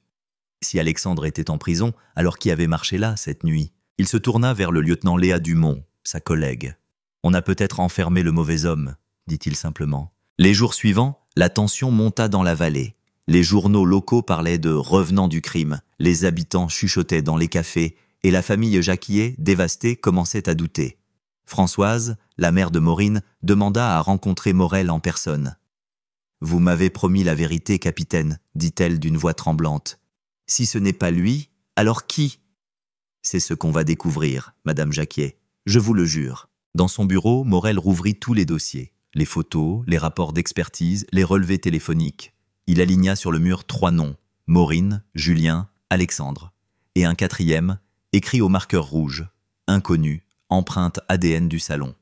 Cet ADN, retrouvé sur la table basse de Maureen, n'appartenait à aucun des suspects. C'était un profil masculin, mais sans correspondance dans les fichiers. Morel commença à fouiller plus loin, au-delà du cercle des proches. Il se rendit à la concession Renault, interrogea de nouveau les collègues de Maureen. « Vous vous souvenez de quelqu'un de bizarre ces derniers mois? Un client insistant? Un type qui traînait près du garage ?» Un mécanicien hésita, puis répondit. « Il y avait bien un homme, il venait souvent, mais pas pour acheter. » Il regardait Maureen travailler, il posait des questions étranges sur les moteurs. Son nom? Il s'appelait Gérald, je crois, ou Gérard. Il disait qu'il faisait de la moto, qu'il cherchait une pièce. « Vous avez ses coordonnées? » « Non, mais il roulait avec une vieille camionnette blanche, sans logo. » Le soir même, Morel fit lancer une recherche sur tous les véhicules correspondant à cette description. 3 camions furent identifiés. L'un d'eux appartenait à un ancien militaire, Gérald B., domicilié à 15 km de Saint-Jean. Âgé de 43 ans, discret, sans casier, vivant seul depuis un divorce douloureux. Le capitaine décida d'y aller sans prévenir. Il arriva au crépuscule, accompagné de Léa. La maison, isolée en bordure de forêt, semblait endormie. Pourtant, une lumière vacillait dans le garage. « On va toquer », dit-il simplement. Quand Gérald ouvrit, il portait une chemise tachée d'huile et un regard calme, trop calme. Il reconnut tout de suite les gendarmes. « C'est à propos de la fille, n'est-ce pas ?» dit-il avant même qu'on ne parle. « De quelle fille ?»« Maureen. » Le ton de sa voix fit frissonner Léa. Morel le fixa. « Vous la connaissiez ?»« Un peu. On discutait parfois au garage. C'était une gamine gentille, trop gentille. Vous étiez où le 28 février ? Chez moi, seul. » Il sourit légèrement, comme si la question l'amusait. Morel fit signe à Léa de noter tout. « Vous avez une moto ? Oui. Une vieille Honda ? Pourquoi ? Vous avez déjà emprunté le chemin du Muret ? Tout le monde y passe, capitaine. Ce n'est pas un crime. » Sa désinvolture irrita Morel, mais ce fut autre chose qui attira son attention. Un gant noir dépassé de l'établi, derrière Gérald, identique à ceux du sac plastique retrouvé. Le capitaine garda son calme. « On peut visiter votre garage ? Si vous avez un mandat, oui. On peut en obtenir un très vite. » Un long silence, puis Gérald haussa les épaules. « Allez-y. » Dans le garage, les gendarmes trouvèrent des outils de mécanique, des pneus, un casque de moto, mais aussi, soigneusement rangés dans une caisse, des couteaux identiques à celui retrouvé près du muret. Tous nettoyés, mais l'un d'eux présentait une trace brunâtre dans la jointure du manche. Le capitaine fit sceller la pièce. Gérald ne protesta pas. Il regardait les scellés se refermer avec une sérénité presque inquiétante. « Vous semblez bien calme, » observa Morel. « Parce que je n'ai rien fait. Pourtant, tout cela vous relie à elle. Vous croyez aux coïncidences, capitaine? Pas quand il s'agit de sang. » Le lendemain, les analyses confirmèrent. La trace sur le couteau de Gérald contenait l'ADN de Maureen. Morel sentit ses poings se serrer malgré lui. Il avait enfin ce qu'il cherchait, mais il refusait de crier victoire. Trop d'affaires, trop d'illusions. Chaque fois qu'il pensait toucher au but, une faille apparaissait. Cette fois encore, la faille arriva vite. Le profil ADN sur le couteau correspondait à Maureen, oui, mais la quantité de sang était infime, comme si le couteau avait simplement été essuyé avec un tissu taché. Et Gérald, interrogé de nouveau, livra une version déroutante. « Je n'ai jamais tué cette fille, mais je sais qui l'a fait. » Le capitaine se pencha en avant. « Alors parlez. Ce n'est pas moi qu'il faut craindre, c'est lui. » « Qui ? » ?»« L'homme qu'elle voyait avant, le gentil garçon, celui qui souriait toujours. Julien. » Ce nom revenu du passé résonna dans la tête de Morel comme un écho oublié.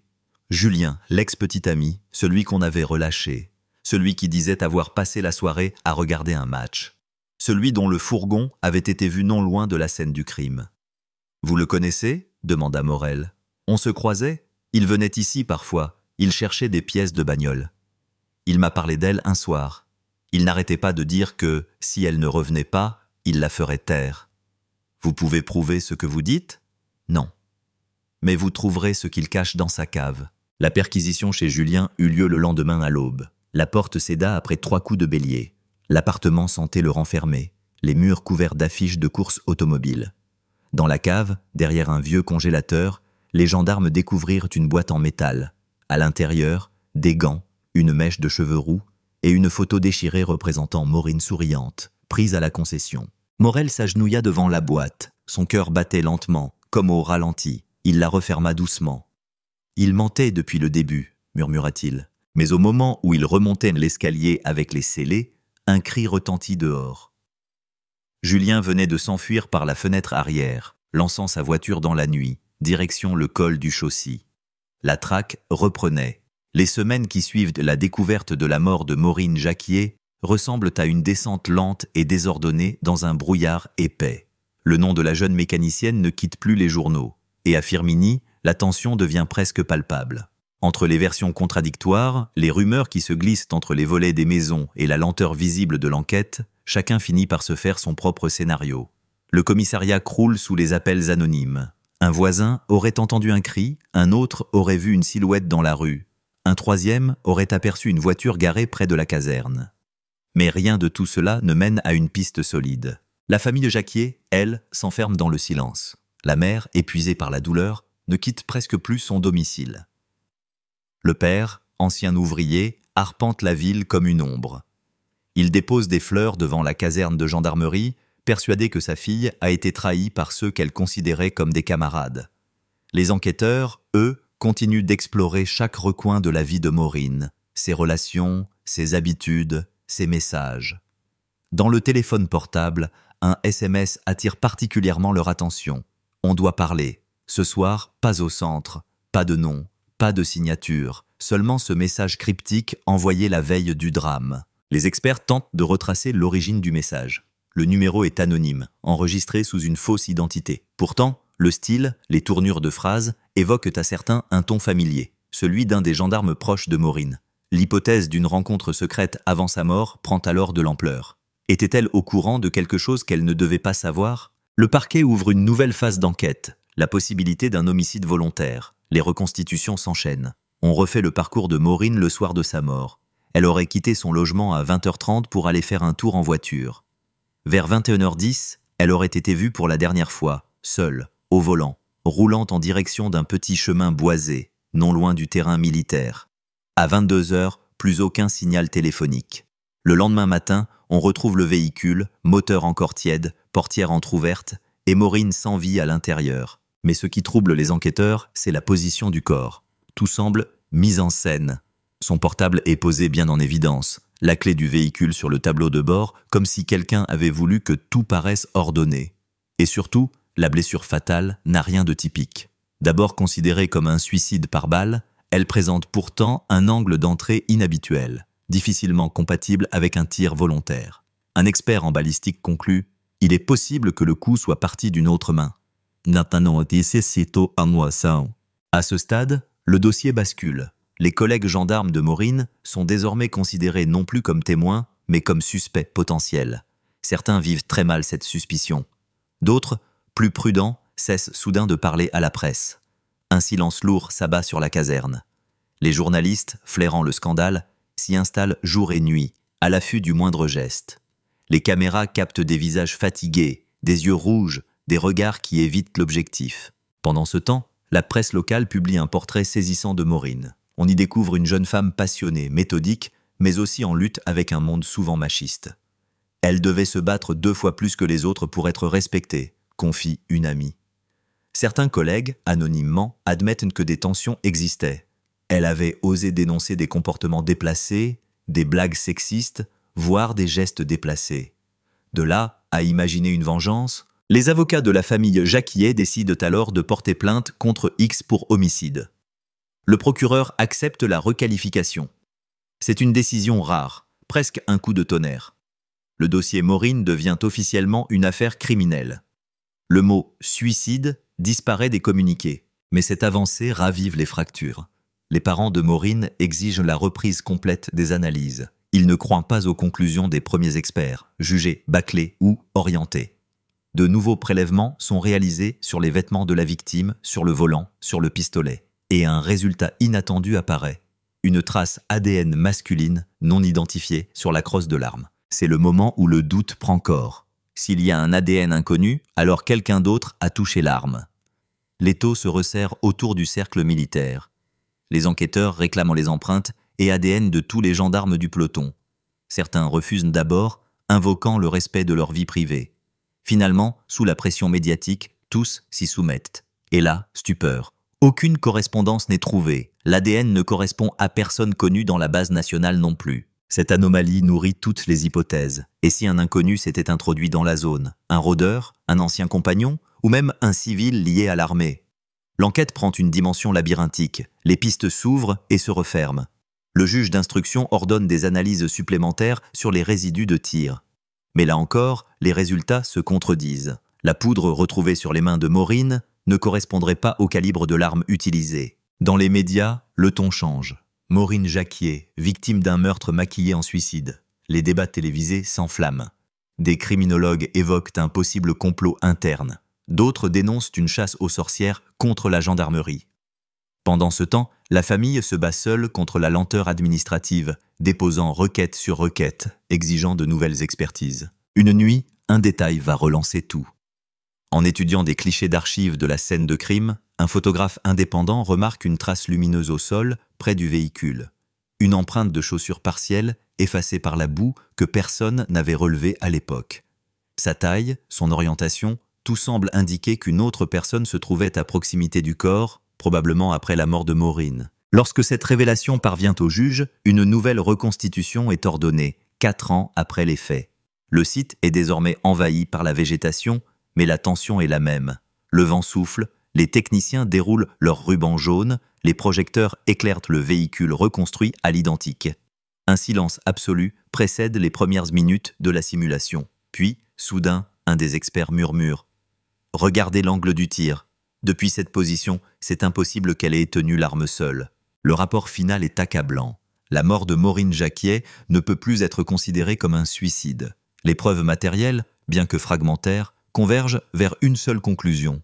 Quelqu'un était avec elle au moment du tir. Mais qui? Et surtout, pourquoi? Les visages familiers reviennent tenter les esprits. Le collègue trop attentionné, le supérieur autoritaire, l'ami silencieux qui ne répond plus aux appels. Chacun devient suspect. Dans cette affaire désormais sans retour, une certitude s'impose. La vérité, longtemps étouffée, est sur le point d'éclater.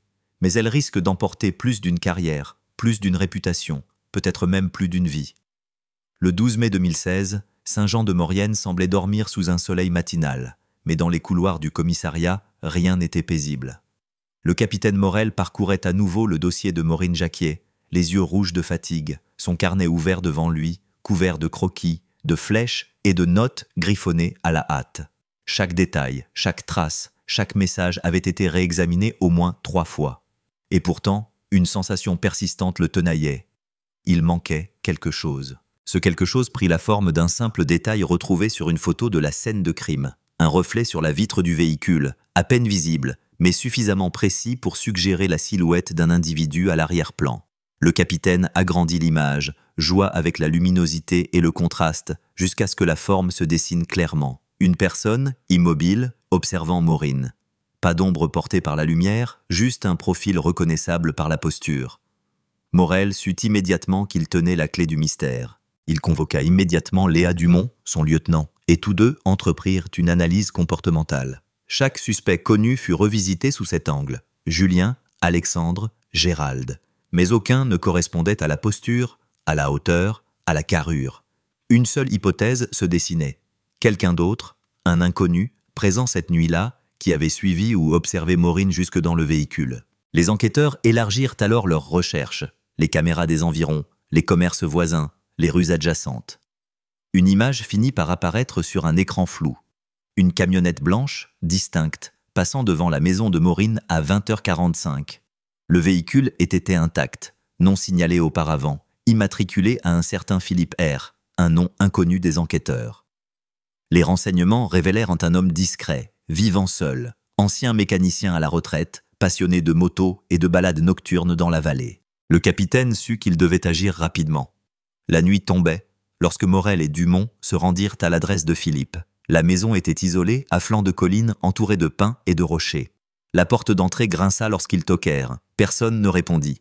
Morel fit signe à Dumont et tous deux forcèrent doucement la porte. À l'intérieur, la maison était étonnamment ordonnée pour un passionné de mécanique. Mais dans l'atelier, sur l'établi, quelque chose attira immédiatement le regard de Morel. Une boîte métallique, identique à celle découverte chez Julien, contenant des gants noirs, un couteau de cuisine et une photo de Maureen, légèrement froissée, avec une annotation manuscrite sur le verso « Elle ne devait pas voir ça ». Le capitaine sentit un froid glacial le traverser. Philippe R. n'était pas simplement un admirateur ou un voisin curieux. Il était impliqué. Plus encore, il savait qu'Alexandre et Julien avaient été accusés, et il semblait avoir laissé des indices, volontairement, pour orienter l'enquête vers eux. Un esprit méthodique, précis, froid. Lorsque Philippe rentra, il trouva les gendarmes dans l'atelier. Son expression resta étonnamment calme. « Je me demandais quand vous viendriez, » dit-il presque en souriant. « Vous connaissiez Maureen Jacquier » demanda Morel, en maintenant son calme. « Oui, » répondit Philippe, « mais pas comme vous croyez. Je voulais la protéger. » « La protéger ? Oui, elle avait vu quelque chose qu'elle n'aurait jamais dû savoir. Et certains hommes, disons qu'ils n'aiment pas qu'on pose des questions. » Le capitaine et Dumont échangèrent un regard. La vérité semblait se complexifier plutôt que de se clarifier. Philippe R. accepta finalement de coopérer, mais à une condition, rester discret. Il raconta qu'il connaissait Julien depuis plusieurs années et qu'il savait que l'ex-petit ami de Maureen avait eu des accès de colère violents. Mais il affirma que Julien n'était pas celui qui avait tué Maureen. Selon lui, l'acte avait été commis par un tiers, un homme qui avait observé la jeune mécanicienne à distance et qui avait exploité la colère de Julien pour brouiller les pistes. Cette révélation obligea Morel à reconsidérer toute la chronologie de la nuit du 28 février. Si Julien n'était pas l'auteur direct, alors tous les éléments collectés, le vélo jeté, les gants, le couteau, étaient des leurres ou des manipulations savamment orchestrées pour détourner l'attention. Le tueur savait exactement comment utiliser les preuves contre les innocents. La nuit tombée, Morel et Dumont retournèrent au commissariat, l'esprit chargé de questions. Une seule certitude, quelqu'un de méthodique, patient, observateur, avait joué un rôle central. Et ce quelqu'un, ils allèrent devoir le trouver avant qu'il ne disparaisse à nouveau. Les jours suivants, Philippe R. fournit un schéma précis des déplacements de Maureen, basé sur ses observations, ainsi que sur les trajets habituels de Julien et d'Alexandre. Chaque point de repère, chaque virage, chaque zone d'ombre dans la vallée était consigné. Morel réalisa que le meurtrier avait exploité ses trajectoires avec une précision quasi militaire. Il ne laissait aucune chance au hasard, aucun témoin imprévu. Puis, un élément inattendu surgit. Un journal intime de Maureen, retrouvé caché dans le logement de Julien. Les pages détaillaient des conversations avec un homme mystérieux, dont elle avait peur, mais dont elle était incapable de se rappeler le nom exact. Les phrases étaient entrecoupées de dessins, de flèches, de notes sur des comportements suspects dans son entourage professionnel. Elle mentionnait également un mot, l'ombre. L'expression revint constamment dans l'enquête. L'ombre, celui qui observait, celui qui guidait les accusations, celui qui avait orchestré la scène. Morel comprit que l'affaire dépassait désormais le cadre d'un simple homicide passionnel. C'était une machination, un jeu complexe, où chaque mouvement était calculé pour semer le doute, la peur et la confusion. Et alors que le capitaine relisait une dernière fois le journal, un sentiment glacé l'envahit. Il était certain d'une chose. Maureen avait rencontré son assassin avant même de monter dans sa voiture ce soir-là. Et cet assassin savait exactement ce qu'il faisait, au point de manipuler les autres suspects pour qu'ils deviennent des boucs émissaires. La nuit tombait sur Saint-Jean-de-Maurienne, et dans le bureau de Morel, le tableau des suspects était plus chargé que jamais. Julien, Alexandre, Gérald, Philippe, et derrière eux tous, l'ombre mystérieuse, invisible, mais omniprésente. Le capitaine savait que la prochaine étape de l'enquête allait les mener au cœur d'un secret encore plus dangereux que ce qu'ils imaginaient. Le 18 mai 2016, l'air était glacé sur la vallée de Saint-Jean-de-Maurienne, mais à l'intérieur du commissariat, la chaleur des néons et la tension accumulée rendaient l'atmosphère presque suffocante.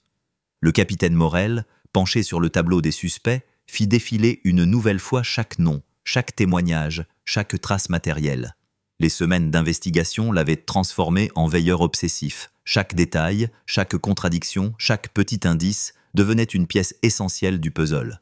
Mais malgré toutes ces preuves et témoignages, l'assassin restait invisible. C'est Léa Dumont qui, ce matin-là, ouvrit le dossier du journal intime de Maureen.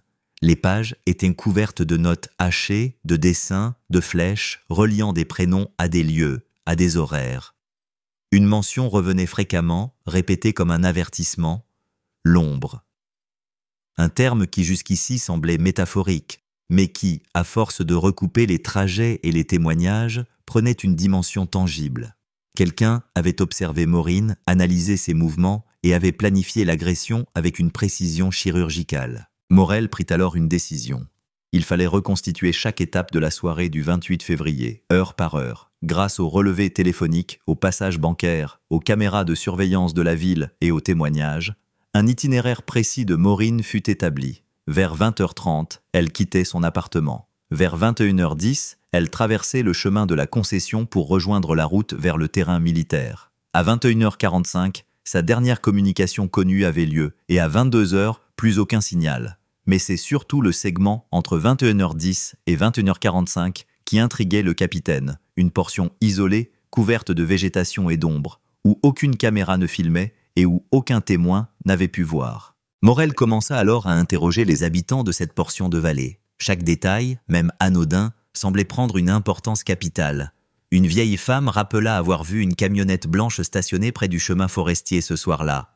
Un autre voisin mentionna un motard solitaire qui circulait souvent dans cette zone à cette heure, comme pour surveiller les alentours. Tous les indices convergeaient vers une observation méthodique, presque obsessionnelle. C'est à ce moment que Philippe R. fut de nouveau contacté. Le vieil homme qui avait jusque-là coopéré confirma ses observations. Il avait remarqué un individu rôdant autour de la concession depuis plusieurs semaines.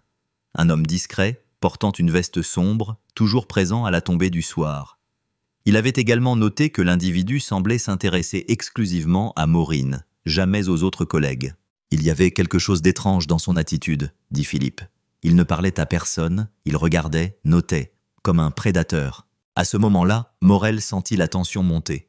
La victime avait été observée, suivie, et l'assassin avait prévu chaque déplacement, chaque réaction, les gants, le couteau, la manipulation des preuves. Tout semblait orchestré pour créer un bouc émissaire et semer la confusion. Le capitaine ordonna alors une perquisition supplémentaire chez Julien, malgré sa fuite récente. Les gendarmes fouillèrent méticuleusement l'appartement, mais trouvèrent surtout des documents, des lettres et un carnet où Maureen avait consigné ses rendez-vous, les noms des personnes à qui elle faisait confiance et des avertissements « Ne fais pas confiance à l'ombre ». Julien, en fuite, avait peut-être été manipulé, instrumentalisé dans ce plan complexe. Puis vint le moment le plus critique, une analyse minutieuse des relevés téléphoniques. Morel repéra un appel émis depuis un portable prépayé non identifié vers le numéro de Maureen à 22h12, soit après la mort présumée. Le portable n'avait jamais été retrouvé. L'hypothèse d'une communication ou d'un piège se confirmait. La personne qui avait appelé connaissait l'état exact de Maureen et jouait sur l'horloge pour brouiller les pistes. Pendant ce temps, la vallée semblait retenir son souffle. La population était partagée entre peur et fascination. Les commerçants voyaient défiler des journalistes et certains habitants commencèrent à recevoir des appels anonymes menaçant, les invitant à se taire.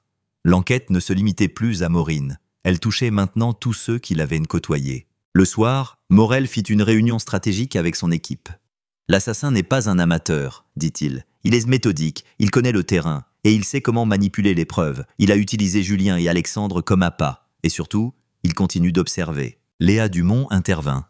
« Alors il faut le coincer avant qu'il n'agisse à nouveau. » Ils décidèrent d'installer une surveillance discrète autour des zones stratégiques. La concession, le chemin du Muret, les abords du terrain militaire. Caméras thermiques, patrouilles en moto, agents en civil. Chaque mouvement suspect devait être signalé immédiatement. Quelques jours plus tard, une alerte survint. Une camionnette blanche, correspondant à celle observée précédemment, avait été repérée circulant à faible vitesse près de la route du col. La traque s'intensifia. Morel et son équipe se déployèrent, bloquant les sorties, préparant des barrages. L'homme à l'intérieur du véhicule semblait anticiper chaque mouvement, disparaissant à chaque tentative d'interception. La frustration des gendarmes était palpable. Dans les bureaux du commissariat, Morel relisait encore et encore le journal de Maureen.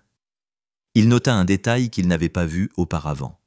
Un croquis représentant le chemin du Muret, avec une flèche pointant vers un rocher isolé et un mot « Observation ». Ce symbole prenait un sens nouveau. Le tueur avait planifié son crime depuis ce point, observant chaque mouvement de Maureen et orchestrant ses manipulations. Puis, un appel inattendu. Philippert avait découvert quelque chose dans ses archives. Une cassette vidéo datant de quelques semaines avant le meurtre, où un homme, flou dans l'ombre, semblait suivre Maureen lors de ses trajets habituels. La vidéo n'était pas nette, mais les détails étaient suffisants. Veste sombre, démarche mesurée, visage partiellement couvert. Le capitaine sentit le vertige l'envahir. Ce n'était plus un simple homicide, ce n'était plus une affaire de passion ou de colère. C'était un jeu psychologique, orchestré par quelqu'un capable de prévoir et de manipuler les comportements humains avec une précision presque chirurgicale. Cette nuit-là, Morel resta seul dans son bureau, face aux photos, aux rapports, aux croquis. L'ombre s'était rapprochée, silencieuse, invisible, mais omniprésente. Le capitaine savait qu'à chaque instant, le tueur pouvait frapper à nouveau ou disparaître avant qu'il n'ait pu le saisir. Et il comprit, avec une certitude glaciale, que la suite de l'enquête allait les conduire dans les profondeurs d'un esprit calculateur, prêt à tout pour rester insaisissable. Le 24 mai 2016, Saint-Jean-de-Maurienne semblait étrangement calme. Les rues étaient presque vides, les cafés muets, et seuls les bruits d'un vent froid dans les branches annonçaient que quelque chose de grave se tramait. Dans le commissariat, l'atmosphère était tendue, chaque minute passée sans incident ressemblait à un piège en soi. Le capitaine Morel et le lieutenant Léa Dumont passaient leur journée à revoir les vidéos, à analyser les trajectoires et à recouper chaque alibi. Mais l'ombre, ce prédateur invisible, restait introuvable. Ce jour-là, un appel anonyme fit basculer l'enquête. La voix, mécanique, presque détachée, indiquait un lieu précis, un ancien hangar désaffecté au bord du col, à quelques kilomètres de la vallée. « Si vous voulez des réponses, venez seul », dit la voix. Morel sentit un frisson glacial le parcourir. Il savait qu'il s'agissait d'un piège, mais quelque part, il sentait qu'il devait suivre cette piste. Léa tenta de l'en dissuader, mais il refusa. Il avait trop attendu. Arrivé sur place, le hangar était plongé dans l'obscurité, les murs couverts de graffitis et de traces de moisissures. La lune éclairait à peine le sol, créant des ombres mouvantes. Chaque pas de Morel résonnait sur le béton fissuré. Puis, une silhouette se détacha du mur. L'homme de la vidéo, celui qui avait suivi Maureen. La veste sombre, la démarche calme, le visage partiellement couvert. « Capitaine Morel » dit l'homme d'une voix froide. « Je vous attendais. »« Qui êtes-vous » demanda Morel, serrant les poings. « L'ombre » répondit-il simplement. L'air se figea. Le mot que Maureen avait écrit, répété dans son journal, prenait désormais forme humaine. L'ombre s'avança lentement, chaque mouvement calculé, chaque geste mesuré. « Pourquoi Maureen? Pourquoi tout ça ?»« Elle était trop curieuse, » dit l'homme. « Elle a vu ce qu'elle n'aurait jamais dû voir. Et moi, je ne laisse jamais de traces. » Le capitaine sentit la tension monter. La vérité se rapprochait, mais avec elle, le danger. L'ombre continua. Vous avez perdu du temps sur des suspects insignifiants. Julien, Alexandre, tous manipulés, tous utilisés pour distraire votre attention. Et ça a presque fonctionné. Dans un geste rapide, l'homme sortit un téléphone et montra une photo. Maureen, souriante, debout devant le chemin du muret. Sur le fond, on devinait une silhouette masculine, exactement comme dans le journal et les vidéos. « Elle n'a jamais eu la chance de comprendre, dit-il. Pas plus que vous. » Morel, impassible malgré la peur qui le tenaillait, tenta de négocier. « Vous pouvez encore arrêter ça. Rendez-vous. Faites la bonne chose. »« La bonne chose ?» répéta l'ombre en riant doucement. « La bonne chose serait que vous compreniez que je ne laisse jamais de traces. Et maintenant, vous êtes ici seul, comme elle l'était. » Un bruit soudain fit sursauter Morel. Léa, dissimulée derrière un conteneur, entra brusquement dans le hangar, braquant son arme. L'ombre eut un léger mouvement de recul, mais resta calme. « Capitaine, murmura-t-elle, on le tient. » L'homme observa la situation. Puis, d'un mouvement fluide, il fit demi-tour et se dirigea vers la sortie latérale. Morel et Léa le poursuivirent, mais il disparut dans l'ombre, se fondant dans la nuit et la forêt environnante. Les gendarmes avaient tout essayé, mais l'ombre semblait toujours un pas en avant. De retour au commissariat, Morel passa des heures à analyser les images et les schémas. Tout concordait. L'homme connaissait parfaitement les lieux, savait comment éviter les caméras, anticiper les mouvements de tous les suspects et même des gendarmes. Mais il avait laissé un détail derrière lui, presque insignifiant, une empreinte partielle sur une poutre métallique. La taille et le type de chaussures correspondaient à celles trouvées près du vélo de Maureen, le fameux gant noir partiellement fondu dans le sac plastique. Cette découverte raviva l'espoir. Morel réalisa que malgré sa méthodologie, l'ombre n'était pas parfait. Chaque mouvement, chaque détail qu'il laissait derrière lui était une clé vers son identification. Les analyses ADN et la recherche des caméras de surveillance allaient peut-être enfin permettre de refermer l'étau. Pendant les jours suivants, les équipes multiplièrent les patrouilles dans la vallée et autour du col. Les habitants furent invités à signaler toute camionnette blanche ou tout individu suspect. L'ombre, conscient de la pression croissante, devenait plus prudent, mais son obsession pour Maureen restait sa faiblesse. Il continuait de revisiter les lieux où elle avait été, laissant parfois de petites traces ou indices que seul un enquêteur méthodique pourrait déchiffrer. L'un de ces indices fut crucial. Un carnet retrouvé par Philippe R, dissimulé sous une planche dans l'atelier de la camionnette blanche. Ce carnet contenait des notes méticuleuses, des horaires précis, des croquis du terrain et des schémas des mouvements de Maureen. Chaque ligne, chaque flèche, chaque note dessinait le portrait d'un esprit calculateur et méthodique obsédé par sa victime. Morel comprit que l'enquête venait de franchir un nouveau cap. L'ombre n'était pas seulement le meurtrier, il était un stratège capable de manipuler les perceptions, de détourner les suspects et de créer une illusion parfaite d'innocence et de chaos. La traque devenait personnelle. Chaque nuit, chaque minute perdue à essayer de le localiser rapprochait le capitaine et ses hommes d'un danger imprévisible. Puis, un signal inattendu arriva. La caméra thermique d'un drone de surveillance détecta un mouvement dans le bois, près du chemin du muret.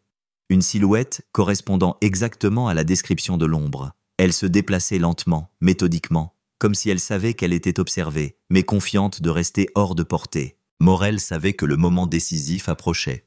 L'ombre allait réapparaître, et cette fois, il ne serait plus question de simples indices ou de traces partielles. La confrontation finale, celle qui révélerait toute la vérité sur Maureen Jacquière, sur l'ombre et sur ceux qui avaient été manipulés, était imminente. La nuit tombait sur la vallée, et le capitaine, seul dans son bureau, relisait une dernière fois le journal de Maureen. Les mots, les croquis, les notes, tout lui parlait maintenant d'une seule chose. L'ombre avait toujours été là, silencieuse, invisible, mais présente, et bientôt, elle ne le serait plus. Le 2 juin 2016, la vallée de Saint-Jean-de-Maurienne était enveloppée d'un silence pesant. Le capitaine Morel et son équipe avaient organisé une opération de surveillance maximale autour du chemin du muret et du terrain boisé adjacent. L'ombre, ce prédateur invisible, avait été repéré plusieurs fois dans les jours précédents, mais toujours une seconde trop tôt pour être capturé. Cette fois, tout devait être parfait. La tension était palpable. Chaque radio, chaque caméra, chaque patrouille était coordonnée pour ne laisser aucune issue. À 22h15, les détecteurs thermiques signalèrent un mouvement près d'une zone dégagée. Une silhouette familière, grande, le manteau sombre, la démarche mesurée, apparaissait dans la clairière. Morel ordonna une approche graduelle. Les gendarmes se déployèrent en silence, progressant à couvert. L'ombre ne semblait pas alertée, avançant avec la précision d'un observateur méthodique. Soudain, un bruit de branches cassées retentit derrière lui. L'homme se figea, et pour la première fois, un léger mouvement de panique traversa ses yeux. Morel sentit que le moment décisif était arrivé. Il cria « Police! Ne bougez pas !» L'ombre tourna lentement, cherchant une issue, mais toutes les sorties étaient couvertes. Dans une tentative désespérée, il fit un pas en arrière et glissa sur un sol humide, tombant lourdement. 2 gendarmes l'encerclèrent et le maîtrisèrent immédiatement. Le capitaine s'avança, scrutant le visage enfin visible de l'homme. Le choc fut immédiat. L'ombre n'était autre que Gérald Fournier, un ancien instructeur de la caserne, respecté pour sa rigueur et son calme. Personne n'aurait pu imaginer que l'homme si méthodique et discret cachait un tel secret. « Gérald ? Pourquoi ?» murmura Morel, le souffle court. Fournier resta silencieux un moment, puis ses lèvres se crispèrent dans un sourire froid. « Elle en savait trop, » dit-il simplement. Maureen Jacquier n'était pas seulement brillante, elle était curieuse, et la curiosité peut tuer. Au fil des interrogatoires, Gérald révéla l'horreur de son plan. Il connaissait les failles de la caserne, savait comment manipuler ses collègues, anticiper les mouvements et créer de faux alibis. Il avait observé Maureen pendant des semaines, analysant ses routines, ses rencontres et même ses messages. Chaque détail, chaque geste avait été calculé pour orchestrer un meurtre parfait, en utilisant la colère et la réputation des autres pour brouiller les pistes. Le carnet, les notes, les caméras thermiques, tous les indices qui semblaient indiquer un tiers inconnu avaient été créés par lui. La camionnette blanche, les appels anonymes, l'utilisation des gants et des couteaux. Tout faisait partie d'une mise en scène méthodique pour orienter l'enquête vers Julien et Alexandre. Gérald avait pensé chaque scénario, laissant l'ombre du doute planer sur tous les proches de Maureen. « Mais pourquoi cet acharnement ?» demanda Morel, incrédule. « Parce qu'elle avait découvert quelque chose que je ne pouvais pas laisser sortir, » répondit Gérald. Une conversation interceptée, des documents confidentiels de la caserne. Maureen aurait pu tout révéler, et je ne pouvais pas risquer ça. Alors que Gérald était transféré à la prison, le capitaine et Léa Dumont restaient assis dans le bureau du commissariat, épuisés, mais soulagés. L'affaire Maureen Jacquier, qui avait plongé la ville dans la peur et la suspicion pendant des mois, arrivait enfin à sa conclusion. Mais la douleur et les cicatrices psychologiques laissées derrière étaient profondes. La famille Jacquier reçut la nouvelle avec un mélange de soulagement et de tristesse. La vérité, bien qu'atroce, venait de leur être révélée. Maureen n'avait pas été victime du hasard, ni de la colère de ses collègues innocents. Elle avait croisé l'ombre d'un prédateur calculateur, et l'ombre avait payé pour son crime. Dans les semaines suivantes, le procès de Gérald Fournier attira l'attention nationale. Les journalistes, fascinés par la complexité et la préméditation du meurtre, relatèrent chaque détail. L'utilisation méthodique des preuves, la manipulation des témoins, la création d'un climat de doute. Le tribunal écouta les témoignages des enquêteurs, des experts et des proches de Maureen. Les preuves ADN, les enregistrements vidéo et les notes retrouvées dans le carnet scellèrent le destin de l'accusé. Le verdict tomba enfin. Assassinat avec préméditation et manipulation de preuves. Gérald Fournier fut condamné à la réclusion criminelle à perpétuité. La vallée de Saint-Jean-de-Maurienne, qui avait vécu dans l'angoisse et l'incertitude pendant des mois, pouvait enfin respirer. Pour le capitaine Morel et son équipe, cette affaire restera gravée à jamais dans les mémoires. La traque de l'ombre avait mis à l'épreuve non seulement leurs compétences professionnelles, mais aussi leur résistance psychologique. Ils avaient appris que le mal pouvait se cacher derrière les visages les plus familiers et que la patience, la minutie et l'intuition étaient essentielles pour révéler la vérité. Quant à la ville, elle rendit hommage à Maureen Jacquier. Une plaque fut posée sur le chemin du Muret, là où elle avait été observée pour la dernière fois, avec ces mots simples mais puissants. À la mémoire de Maureen, brillante mécanicienne et victime de l'ombre, que sa lumière guide nos pas. Et dans le cœur des habitants, un sentiment de justice mêlé à une vigilance nouvelle s'installa. Car ils avaient appris, douloureusement, qu'une ombre pouvait se cacher dans la lumière la plus ordinaire, et que la vérité, pour être révélée, nécessitait parfois des mois de patience, d'observation et de courage. Ainsi s'acheva l'affaire Maureen Jacquier, une affaire qui, par sa complexité, sa préméditation et la ténacité des enquêteurs, resterait gravée dans les chroniques criminelles françaises comme un rappel de la fragilité de la vie et de la nécessité de toujours chercher la vérité, même lorsque l'ombre semble invincible.